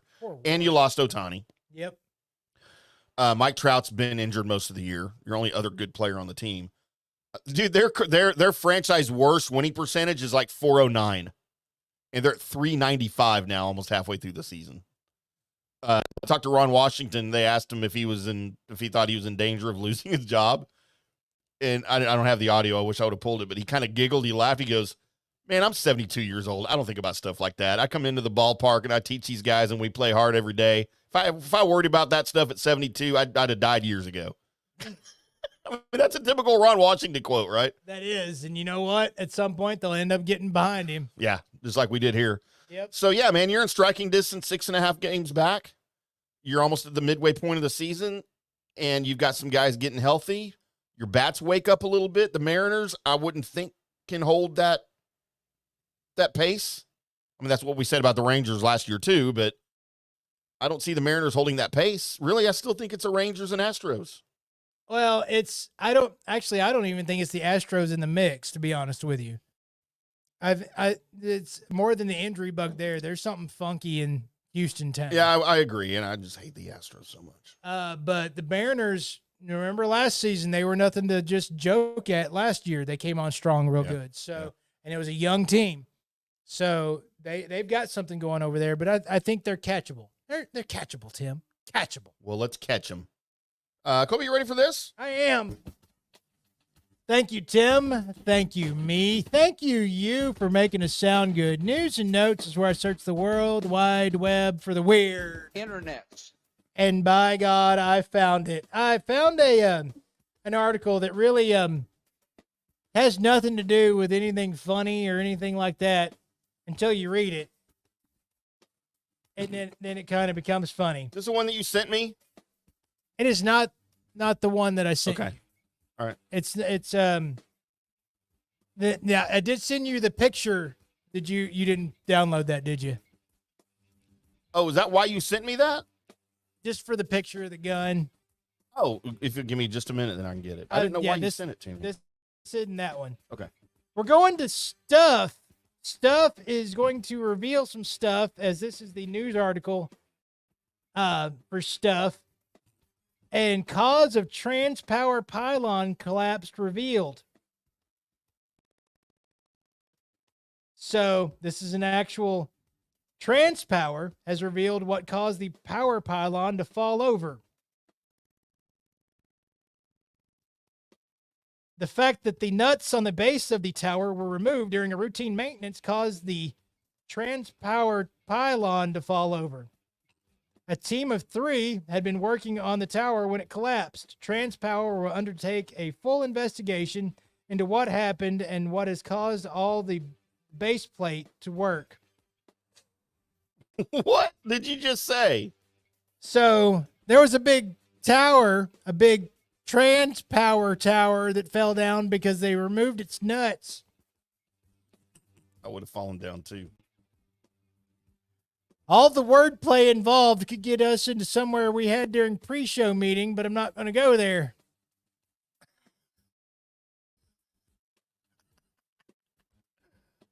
But during our talk, I found that, and it was then News and Notes. So there you go.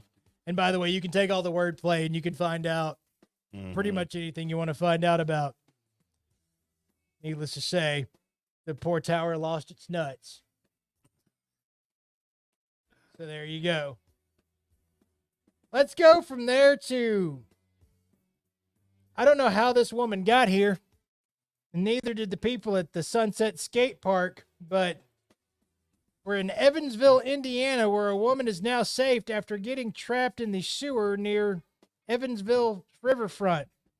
Dispatch officials tell us first responders were called in to Sunset Skate Park around 11:51 a.m. for a rope rescue. According to the EPD sergeant, the woman had somehow gotten into the sewer and was wandering around. We were told she wasn't able to get herself out of the sewer and at least 10 firefighters were needed to lift the grate to free her. Oh. First of all, what drugs are you on, ma'am, to just end up wandering a sewer? And secondly, they didn't say her name, but I'm just going to assume it's April O'Neil. Wait, I get that reference. And she's in search of the Ninja Turtles. Yeah, I got that actually. How do you end up then getting lost in a sewer? How don't you just, man, it's starting to get really dark down here. I should probably go back to the way I came. When does it not kick in? Because I've never been in a sewer, but I'm assuming that it doesn't have, lights. Right? Well, no, but there's natural lights that come in, like where you came in, right? Yeah, so just follow the light. Just go back that way. This is the one time when you want to go to the light. And you're in a sewer. Also, at some point during your nature hike through the skate park, do you go, this smells bad, I'm leaving? How do you get turned around and then get lost? And how did this is what I imagine. Somebody's walking over a sewer grate and she's under it going, hey! Hey! Kids are having flashback to the It movie. Clowns. No, I don't want to go down there, Mr. Clown. Colby, if you saw a red balloon coming out of a gutter, would you go get it? No. No? No, I wouldn't. Scared of clowns? No, I just don't have a reason to want a balloon that bad. So you're a reader. I am. Did you read it? I did. Okay. Which is scarier? The book. Right. The book is scarier. Yep. And also that crazy part where all the kids have bricks. Well, that's realistic, though. No, it's the young kids. It's still pretty realistic, I think. It was weird, man. I don't know why they were going there and why we ended up there, but I'm glad they kept it out of all the movies. Yeah. It was weird. Can't show that on TV. No. It was weird. Hey, check your kids' swimwear before you go on holiday this summer. Uh-oh. One article's been talking about how the most popular swimwear that's out there, the most popular color is blue, which adds to them not being able to find your children if they're in the water. Oh, yeah. They may want to go with red or something. Or here's the thing. Keep an eye on your children before, you need to go hunt for them in the water. That's a different story. Yeah. Isn't that weird that the leading swimwear is blue, the same color of the water? Well, there's different shades of blue. Right. Water's only one color of blue. But I guess if you're already in the ocean, you can't see too much that's going on in there anyway. Yeah, I don't understand that because you can't see their swimsuit anyway when they're in the ocean. It's like from here up, right? Right. That doesn't make sense. Let's go from there to the picture that you've now downloaded, hopefully. I have. As we're going to San Rafael Police Department arrested a man on a gun and drug charges as the resident noticed weapons in a vehicle on Saturday. The department announced on social media. And also, here's the picture. So the gun that he has there, I don't know if that's firing anytime soon. Or if it ever has. And if it did ever fire, it was fired in defending the Alamo. You think that's just a stock photo they came up with? That's actually the photo on the police vehicle. This is this is the gun. By the way, there was also a knife in the floorboard. They didn't show the picture of the knife, but I'm just assuming. Is it a Bowie knife? I'm just assuming that the knife was that old Swiss Army knife that your dad had that was passed down from generations that had the toothpick that was missing. Yeah. So you know what? I think now the drugs that they found. Were they from World War II? I'm just thinking that it was an old bottle of Coke. Because it has Coke in it. Because it had the cocaine in it. They didn't say what it was. But I'm thinking maybe this guy was just a time traveler and just ended up in an old Datsun somehow. Maybe he just found it. Nobody under the age of 40 knows what a Datsun is. Just is driving Might be around. older.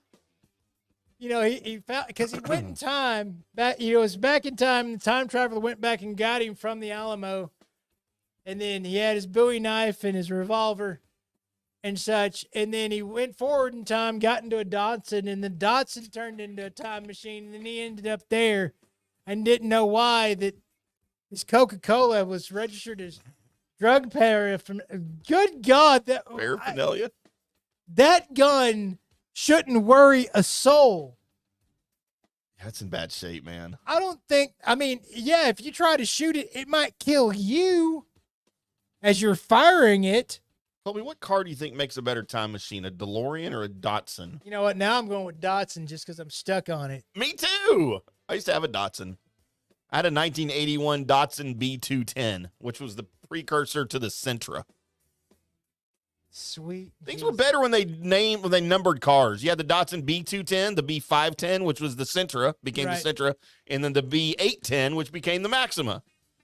Just freaking give us numbers. I got tired, and I'll be honest, the 300Z and all those. Oh, I love those. I mean, I love those cars, 240. but give me an actual name. I wanted a name to go with it. I didn't need the numbers. I think names are stupid. Nothing will beat, like the Charger. Shit like that. Stupid. Corvette. The only cool car name ever. Oh, there's plenty of cool car names, sir. All right, we need to do a list for Wednesday. Because the Lamborghini Countach made me think of feminine parts. Just, Lamborghini Countach, is that what you just said? yeah.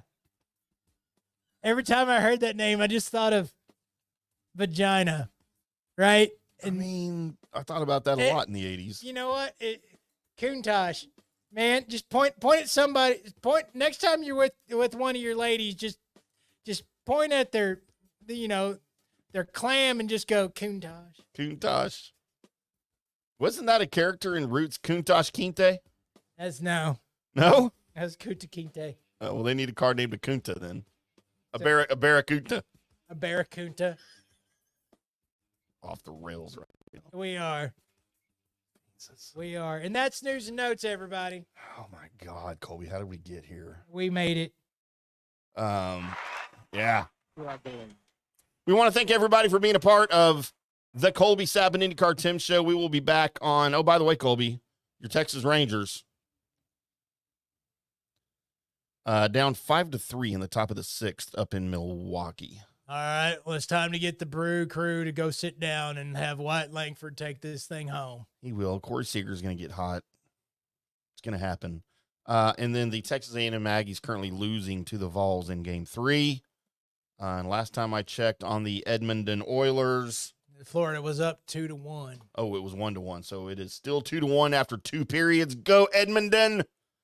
We love you, Edmonton. We'll be back on Wednesday with another Colby, Sapp, and IndyCarTim show. Until then. No, we don't. Oh, we won't.